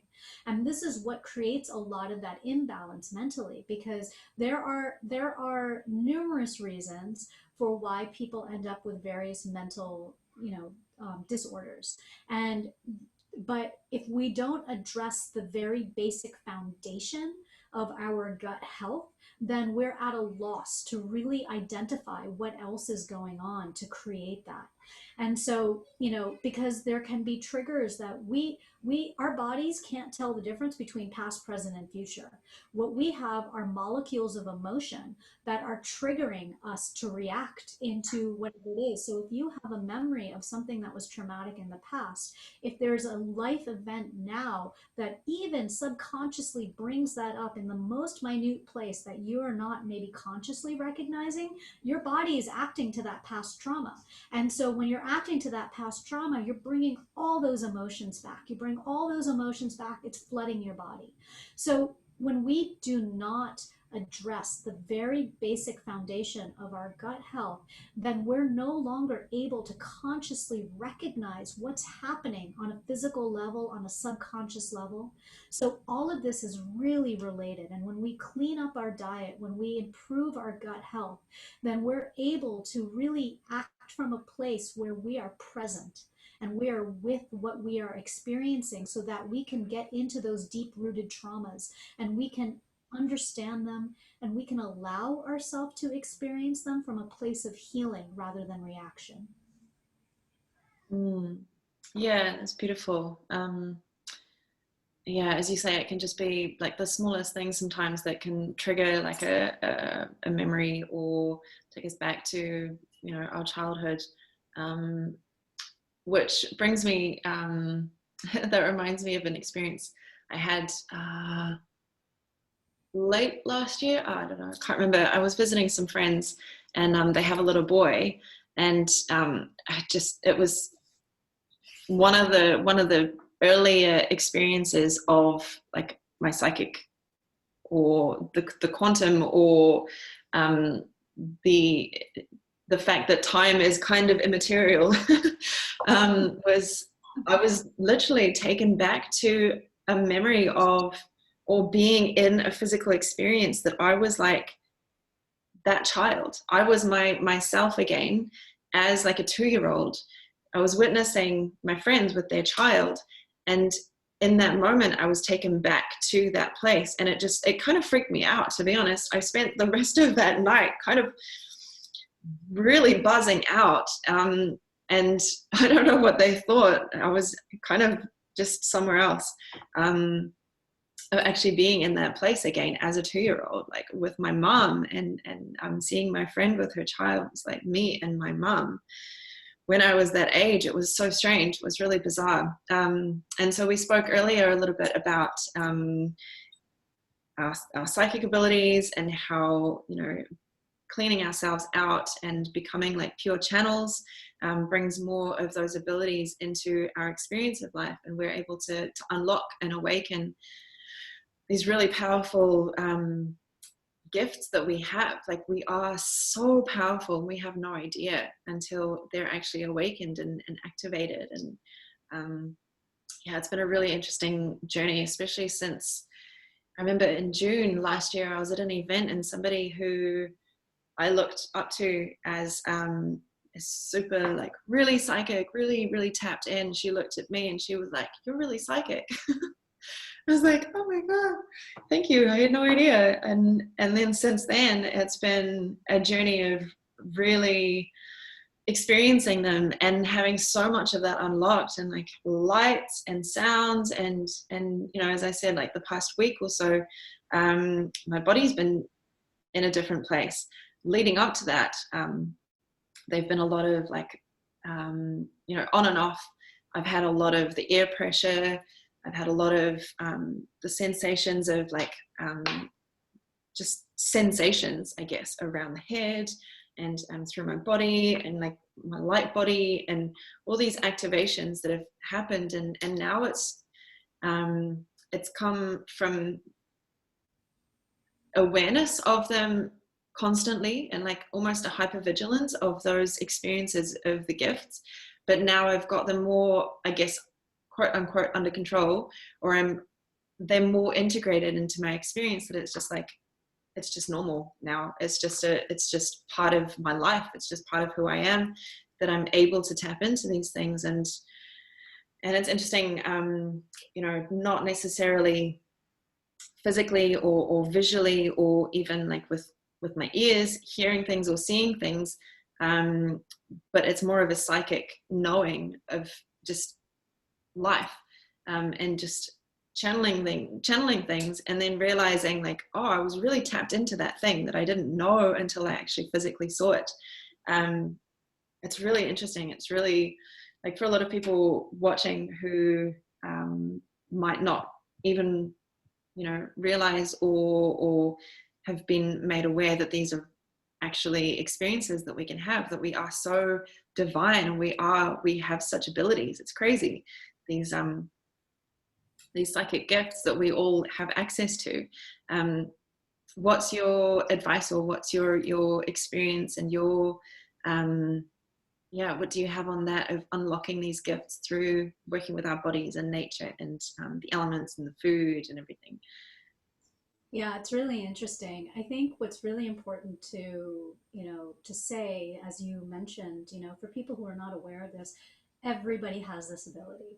No matter what, you can tap into this ability wherever you are. And it starts with the power of belief.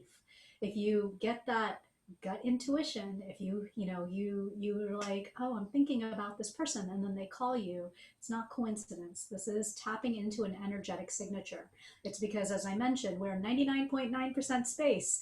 We are mostly an energetic signature, and it's what we're emitting out into the world. And we have the ability to tap into that energetic signature. And therefore, we are receiving this information all the time. And so, it's number one, starts with trusting yourself. For anybody who's new to this, that's where it starts. Now, what I like to say is that we enhance this with the way we live life, and the way we take care of our bodies, and the way we relate to nature and the earth.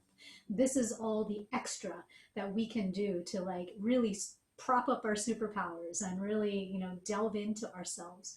And there are the things, that the indispensable tools of like meditation and being out in nature, like really feel the life force that come from the plants, that come from the trees. Observe the bees and the bugs. Look at what they're doing. Just be in touch with like the cycles. Notice the birds in the morning and how they go away through the heat of the day, and then how they're active again at night.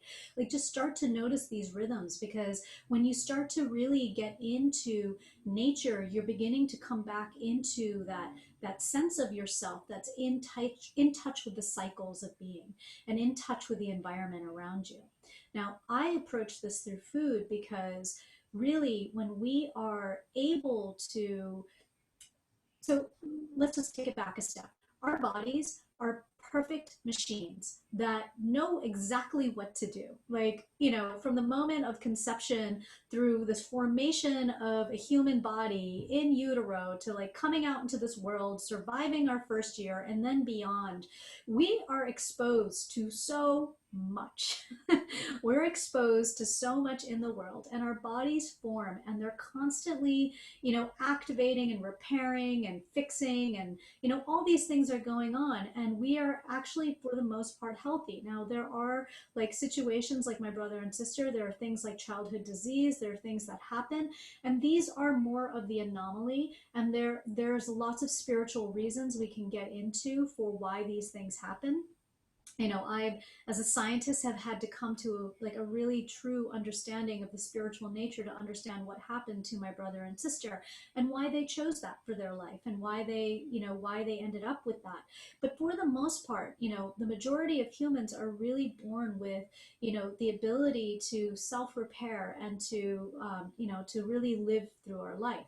Now, what happens is, it's up to us to support the body. It's up to us to really feed it. Now, as I said, we can't get away from certain things. Like, there's glyphosate in the air, there's fluoride in the water, there's, and we can do our best to, try to eliminate these things, but there's sometimes we can't get away from it. So we're constantly exposed to things.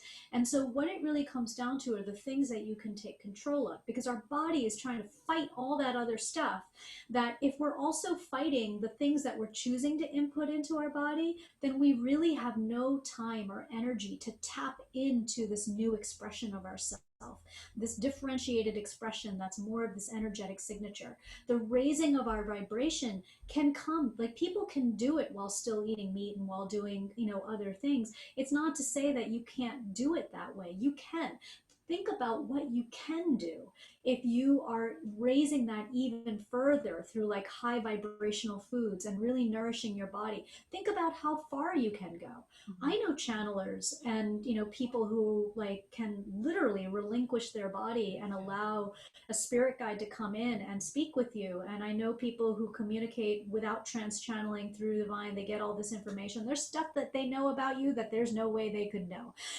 So like they're in touch, and they do it while eating meat, and they do it while, but there's that aspect that what happens, what can we truly unlock if we are being able to treat this avatar, this physical vessel that's the home to our soul, that allows us to navigate this earth experience. What can we unlock by really creating like the perfect machine out of it? I mean, we do this, our internal world is a reflection in the external, right? And we do this, like we want phones that are lighter, smarter, faster, that can do more functions, that can, telecommunicate and like send a message to somebody far away. I mean, these are the powers that we have within us. So what happens when you don't need a phone and you can like telepathically communicate with somebody? I mean, if you start spending time in nature, you can find that you can do this with plants, you can do this with animals, you can really, really develop what we call superpowers. But these are just our natural gifts. And this comes by unlocking our DNA. This comes by allowing our DNA to expand. We're so constricted within this density. And when we allow ourselves to expand, then we really allow that expression to come forth in the way that we are expressing ourselves and interacting with the world. And like I said, when we take care of our health, when we take care of our physical vessel, it's not going to hurt any of it. It's only going to enhance it. So, it's a great way, especially if you're having trouble. Like for me, I was really locked into the density, and food, this is why, like, this is my passion. Food was the way that I really allowed myself to open. I've started reading the Akashic Records, and I find myself doubting. Like I found myself just being like, did I really see that? Am I really getting that? And I give these messages to people, and they're like, wow, that was exactly on point. And I think about like that was possible because of the way I've taken care of my physical vessel. I've cleared up that mental fog. I've cleared up that doubt. I've removed a lot of those things from myself, where I'm able now to express myself and act from a place where I wouldn't have been before. And so I found that for me, this journey has been through food, by really creating, like I said, those plateau, those new steps where I'm constantly elevating myself by refining my diet for what's right for me in that moment. Now, I could look, this past winter, we went through, a cold winter, which is not that cold for Southern California, but, adapted to my local area. And I also was doing a lot of internal work. And it was just, between the cold and between my body needing integration, I allowed myself to eat. I ate good things, but I just didn't put any restriction. I wasn't working out as much. I wasn't taking care of my physical vessel in the same way. But that is exactly what my body needed. And it put on some weight. But there's nothing wrong with that, because that's the natural cycle of the body. We shouldn't be the same weight all the time. We should be gaining weight and losing weight within a range, and that's what keeps us healthy. So honoring that cycle of my body is exactly what I needed.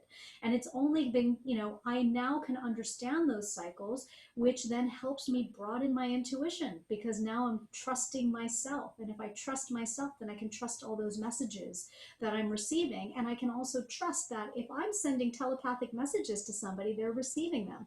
I chose to think about a friend. I chose to think about her, and I texted her today. She's like, wow, you've been on my mind. So, it works. It really does. Mm.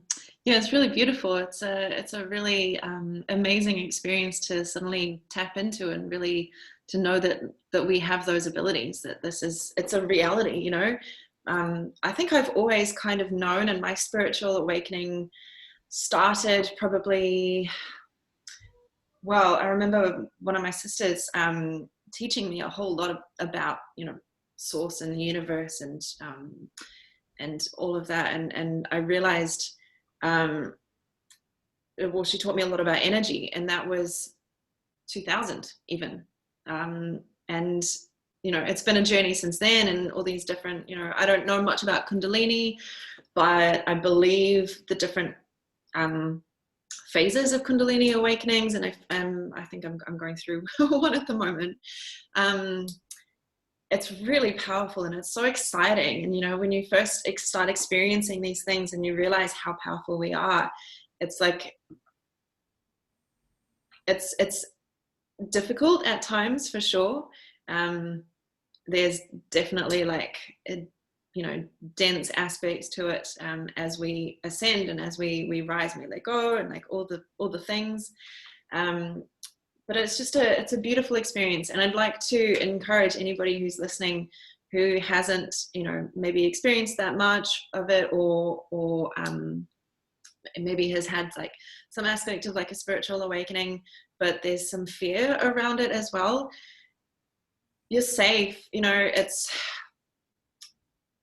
It's definitely not for the faint-hearted to explore this experience of life, to open ourselves up to experience things in a whole different way.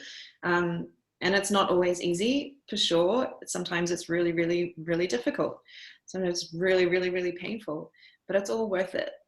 It's all worth going through the dark night of the soul. You come out the other side, and even through that experience, there's things to be grateful for, and being present in the moment, and just being grateful, finding gratitude for every little aspect of it, even if it's really painful, even if it's like super confusing, and at times you just feel like, I just don't want to do this anymore. I just don't want to, I don't want this experience anymore. Like, it's too fucking painful.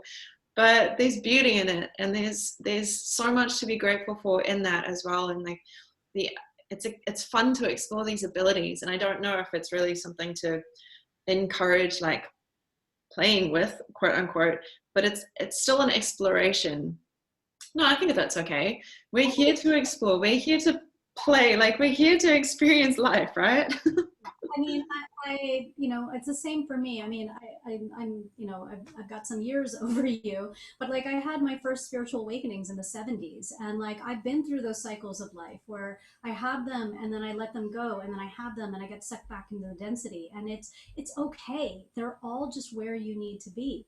But I think it's just being open to curiosity, and like little, like just start to notice like there's nothing wrong if you're not sure. If you There's so much out there. I mean, we're so blessed in this day and age. I remember I bought like my first tarot deck when I in like the early 80s, I mean sorry, the early 90s or late 80s or something like that. And back then people are like, that's like, I went to a my parents I had such a messed up like religious background in terms of like little things that I didn't understand as a child, and now I understand them all. I understand why I was led down that path. I understand why I had to know all that and that back then in order to be where I am now. But back then I didn't have people to talk to. I didn't have the resources. There was nothing available, and we're so blessed in this day and age to have everybody just coming out and like just speaking about these things. And so we and there's so many different avenues in, and it's just curiosity. It only takes curiosity, and it's a wonderful rabbit hole to fall down. Allow your Yeah. experience it and play with it and question what you see. And but it's also about discernment, because there is a lot of um, what's been referred to as false light. It's a terminology that's used, but like, one of the things that can happen on the spiritual path is that people get, and this, I mean, I was running into this with, gurus, quote unquote, or like yogis in India, you know, in like the late 1990s, early 2000s. This is not something new, but people can get trapped in the ego of their spirituality, and they can start to be very dogmatic and say, this is the way, there's only one way, which is not true, because it's an ever expansive universe and there is no dogma around this. This is about a right path. So you just need to use discernment. If there's anybody that's saying like, this is the way, this is the only way, or, you know, that's wrong, that's not, you know, because all the darkness is nothing but light. We cannot see the light unless we have the darkness. So, you know, for me, I went through I've been estranged from my parents for most of my life. I raised myself. I had so much, there was so much trauma that I was justifying with hate, you know, like saying I could justify my anger and all of this stuff. And I went through such deep levels of forgiveness. And now I have the, you know, in my 40s, I have the closest relationship to my parents that I've ever had in my life. And like all I have for them, you know, they're still, they have not changed their ways, but I've noticed that the deeper that I go and the more that I do in my work, the more that they kind of are, you know, changing themselves. Like they kind of are removing the shackles that they've kind of been burdened with, because they do feel guilt for a lot of it. They can't help but feel guilt for a lot of it. But I've unburdened them by the forgiveness. And like I don't need to tell them I forgive them. That's something that would make them uncomfortable. But I can be that forgiveness. I can be that gratitude. I can be that love. And by doing so, I've just changed my entire world.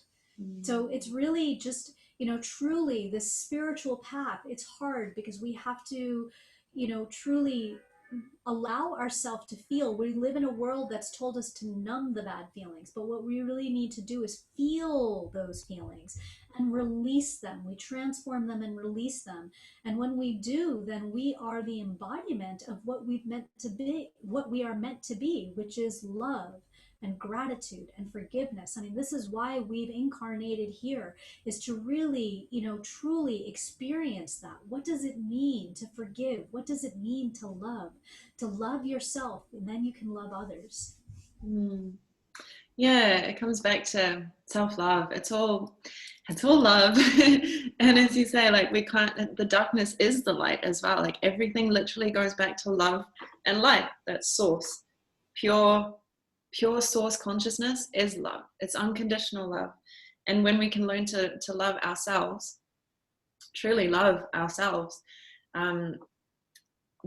you know, we're able to experience source consciousness through our everyday lives so much more easily. And it's a beautiful place to be. And that's, as I said, it's not to say that there won't be the highs and lows and like the spiritual awakening. There's a whole lot of pain. It's a whole lot of pain as well, but it's still, you know, it all goes back to love. Like you mentioned the law of one in a comment earlier, and that channeling through Ra, whether that's like, I don't know if that's the Egyptian Ra or not, but this channeling anyway, it came as a whole lot of information, big download about the nature of the universe, the nature of reality, and it talks about the levels of consciousness and how we the densities of consciousness and the different levels. And essentially it just explains how everything transcends back to source, which is God, which is spirit, great spirit, whatever you want to call it. It is just pure unconditional consciousness, and that's love. And so everything, and light, you know, pure light, just all goes back to that. So there's nothing really to fear. There's nothing really to be afraid of, apart from the pain of the experience, which is fear really itself. The darkness is the light. The darkness shows the light shows the darkness. Like it's it's all unity consciousness, I guess. So yeah, well, we've been going for a couple of hours, and we could probably go for another couple of hours as well, but would you like to do a meditation and bring us into some energetic or activation, if you like, whatever you feel called? let's get in touch with our bodies. Like I like to say that we're constantly exploring the universe. Like there's a lot of getting out of our bodies because we want to like kind of see the realms around us, and but there's also the inner verse and how we can communicate with our body. And so I want to just lead through an activation that where we can communicate with our gut microbiome and really find out what it needs and let Mm, it talk awesome. to us. All right. So, just make yourself comfortable. I recommend sitting upright. If you want to lie down, that's great. The idea is you want to keep your channel nice and straight. I remember my first meditation teacher would say, head, neck, and trunk straight. He's like, I'm not going to answer any questions of yours until you can get that right. And the reason is because, this is where we're activating, as I mentioned, our chakra system. And the chakras are more than just Indian. This is ancient Egyptian, and like it's going all across the world. But we want to make sure that we're creating a straight line to allow that energy to flow. So if you can sit up straight, lay down flat, both are great. All right, so let's just start by taking 3 deep breaths, and I'm going to guide you through this. And so I want you to take a deep breath in, pulling in that air all the way, filling up your belly, filling up your lungs, just holding, bringing it up to the top, and like hold it at the top with your breath out for 5, 4, 3, 2, 1. And now exhale, just releasing it with a big sigh. Okay, so we're going to repeat that.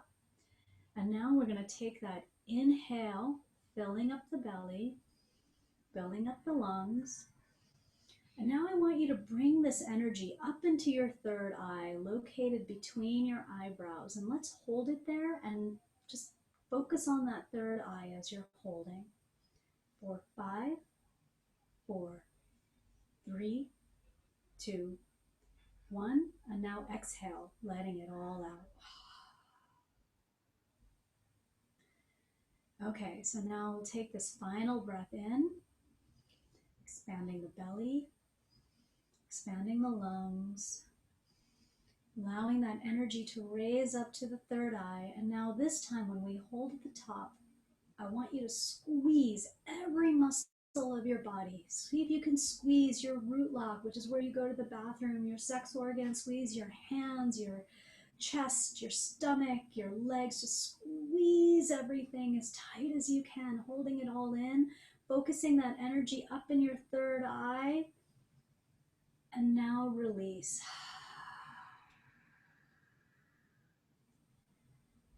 Allow yourself to just feel the weight of your body. Just feel your body as your breathing returns to its normal pace. Allow yourself to slow down the inhale and the exhales and become conscious of your body. And now I want you to bring your awareness to your root chakra, which is just located right at your sit bones. And imagine that there's a long vine growing out of your root chakra and going down into the earth, down into the soil, down through the bedrock, through the water, through the different layers of earth, until it reaches the core. And now I want you to just wrap your vine around the core of Mother Earth. Mother Earth is the master alchemist. She takes everything that is in this world and transforms it and creates something that can be used by what inhabits her. She takes everything and anything and makes it into new life force energy. So now I want you to send anything that's no longer serving you down into her. Any thoughts, experiences, emotions, maybe there's guilt, doubt, shame, whatever it is, just send it down into her, knowing that she lovingly takes this. She is the unconditional love. She is the ultimate mother. who will just feed us with love, knowing that she is supporting us. Just send it all into her and allow her to transform this energy. And now I want you to imagine that you are pulling up this new life force energy that she has created up and through this vine of yours. Pull it up and up and up and up. And just as you reach the surface of the earth, imagine this little point there. This is a chakra that exists within the earth, and it is called the Earth Star Chakra. And this is one is special to you. It is your unique connection to Mother Earth. This chakra is your connection and only yours. She chose you and you chose her. You have a purpose here, and this was no accident. Allow this life force energy to nourish this chakra located beneath your feet, just in the surface of the earth. And feel your connection to her. And now I want you to pull this life force energy up into your root chakra, located at your sit bones. This chakra vibrates at the color red. So as you bring this life force energy up into your root, just imagine this area glowing with a bright red color. This is our connection to the earth, to our ancestors, to the land, to the plants, to the animals. Just breathe in this life force energy. Take a deep breath in and exhale. And now I want you to imagine bringing this life force energy up into the sacral chakra, which is located just below the belly button. And this glows a bright orange as you bring in this new life force energy from Mother Earth. Allow yourself to feel the beauty of this orange, the beauty of the life force energy as it nourishes this part of you. Take a deep breath in and exhale. And now we raise this energy up into the solar plexus, located just below the rib cage. This is the seat of our power center. This is our confidence, and it glows bright yellow, just like the sun. This is where we have our digestive fire and where we break those things down into bite-sized bits that nourish our body. Imagine this life force energy just fueling the power of that sun within your digestive center. Take a deep breath in and exhale. And now we will raise this life force up into our heart center. Our heart glows a beautiful emerald green. This green ray chakra is what allows us to connect with the life force around us. It connects the lower realms of the earth to the upper realms of the heaven, to the cosmos, to the universe. This is where we learn self-love and self-compassion. And when we have this love and compassion, we can spread it out into the world and truly love each other, and everything and everyone as equals, because we are all part of the same life force energy. We all came from the Big Bang, from source energy. We're all made of the same star stuff.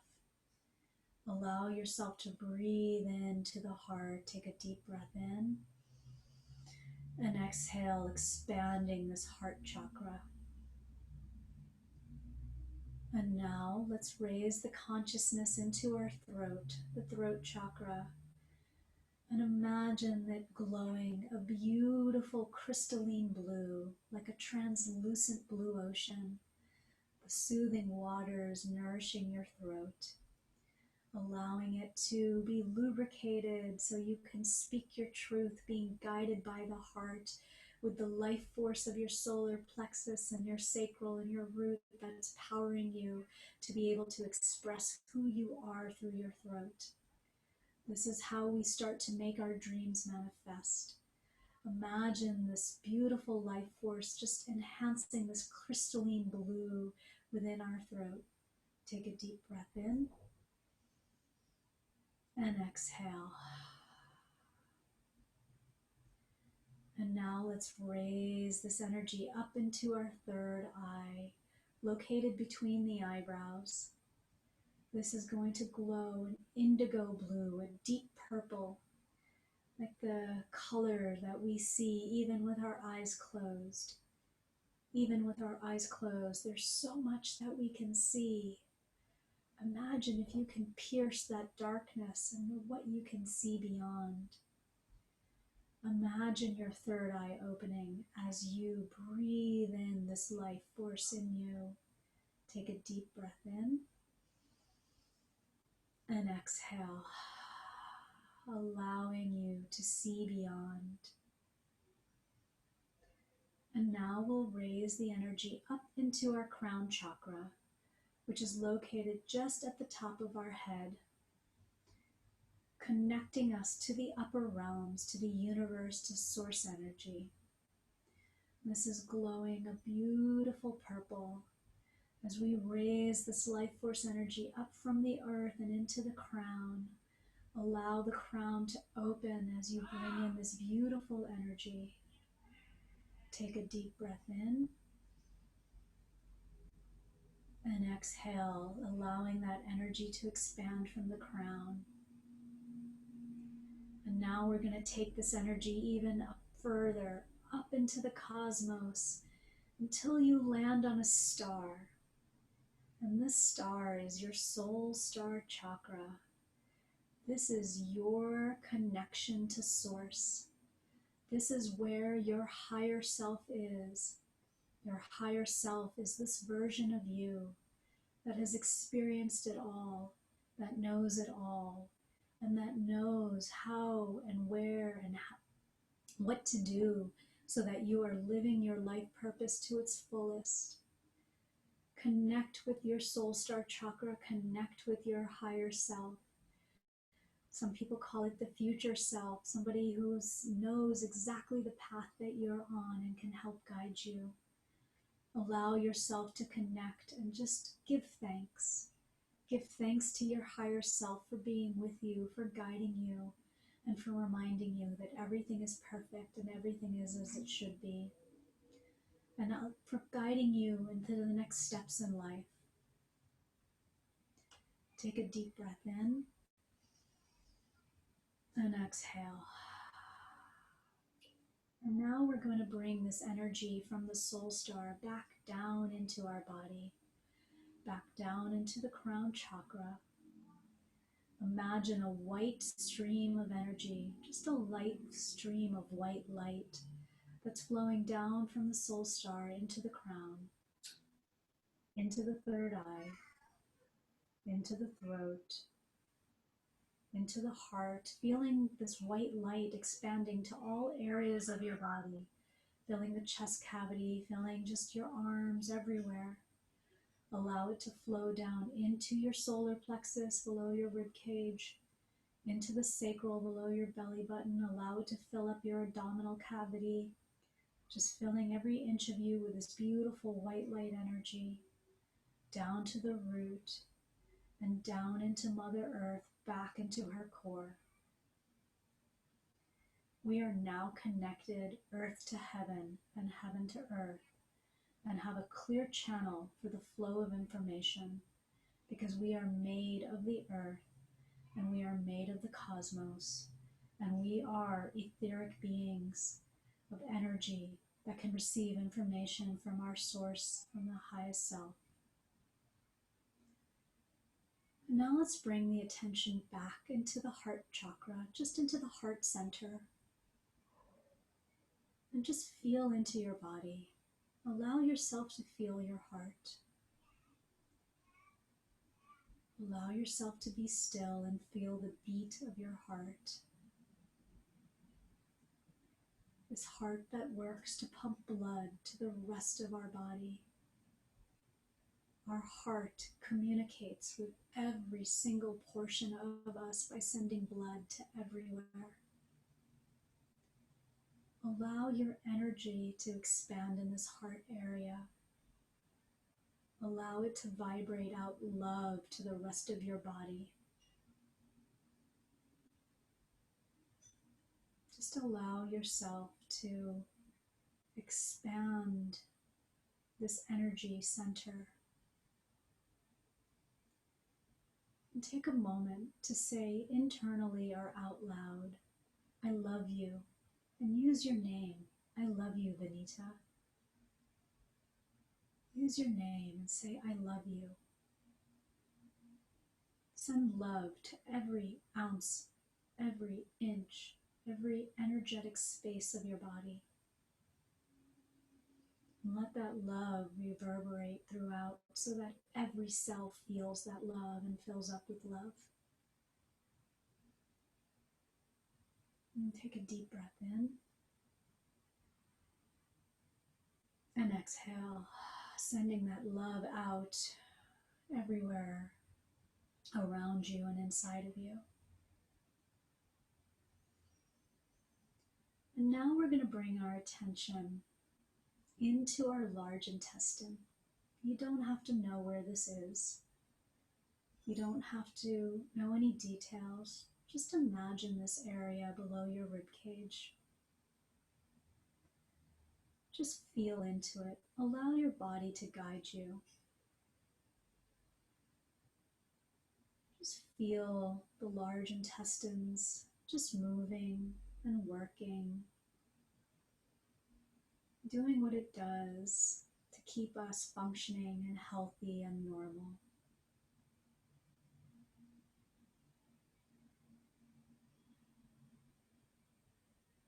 And now we're going to go deeper into this intestine. I want you to imagine being inside your large intestine. And just observe how you feel. There's no need to judge any thoughts that come up, any feelings that you may feel. You don't need to question if you're doing this right. You're doing this just perfectly. Allow yourself to just be in this space. There's space in our large intestines, and that's where everything flows through. Allow yourself to just observe what comes up. Any emotions, any thoughts. You don't have to label them, just observe them and notice them and acknowledge that they exist. And now using your intuition, using your mind's eye, using your gift of creative thought, imagine the microbiome, all these little tiny bacteria. Imagine all these bacteria in your large intestine. Hundreds of thousands upon millions of bacteria just operating in your large intestines, and observe how this makes you feel as you pay attention to them, as you acknowledge them. Each one, each tiny microscopic bacteria in you has its own DNA, has its own life purpose, and it chose you to be its home, just as you have chosen the earth. It is performing its duty, its purpose by being in you and helping you express yourself. Observe these bacteria as they function independently and yet as a group, part of a larger community. as they go about their business, doing what they need to do, aware of their own needs, as well as aware of the needs around them, of the other bacteria around them, responding to the environment that is given to them.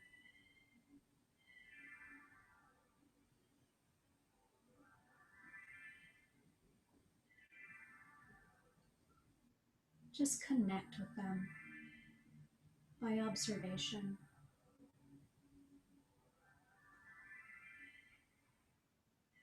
There are so many types of bacteria inside of us, so many different varieties, and they work together to keep you functioning and to keep you alive and to keep you healthy.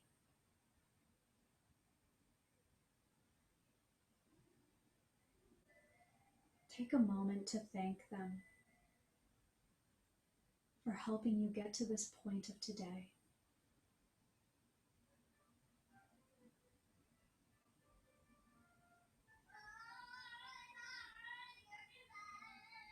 And now, if you feel called,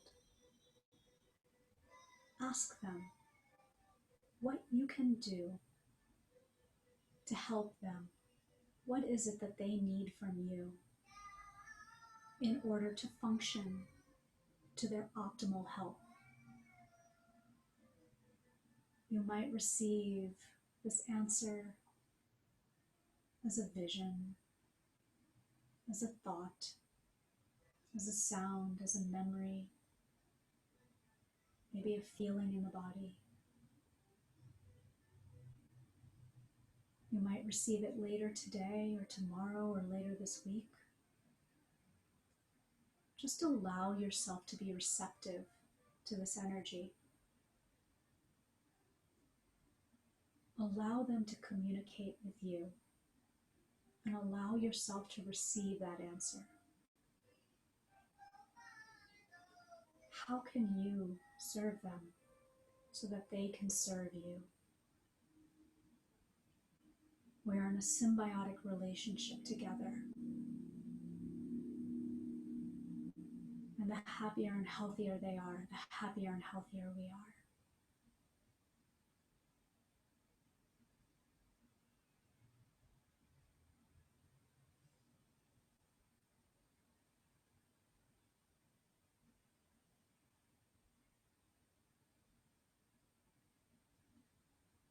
Send some love and gratitude to these bacteria of your body. They do so much for us, whether we're conscious of them or not. Thank them for all that they do for you.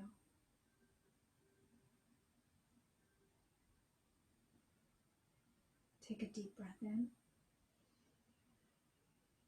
and exhale.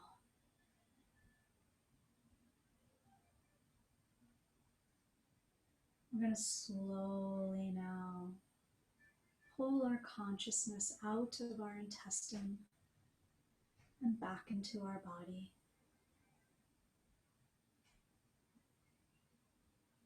Feel your body. Observe if anything has shifted,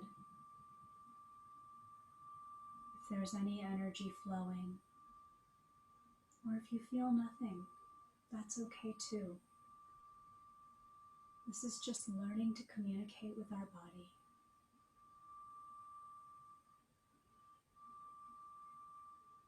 And now allow your consciousness to return to your body, wiggling your fingers and your toes, allowing yourself to just be in your body. And when you're ready, you can open up your eyes.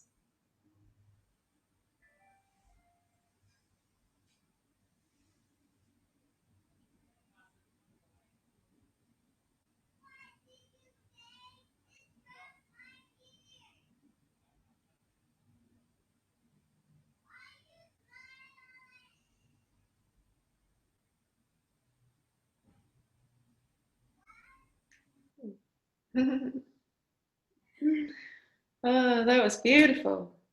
Oh, I I'm could glad. say that all day. I usually do this over a longer time period, but because of time, I wanted to make sure that we were respecting the time caps and stuff. Mm.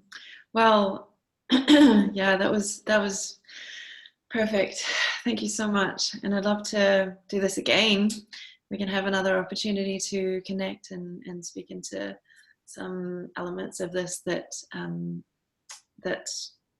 there's just so much to talk about. There's so much that we can dive into, and yeah, beautiful activations, and I can imagine it being even more extended and expanded. So thank you so much. We've got a bunch of hearts coming through. Thank you so much to everybody for joining us live.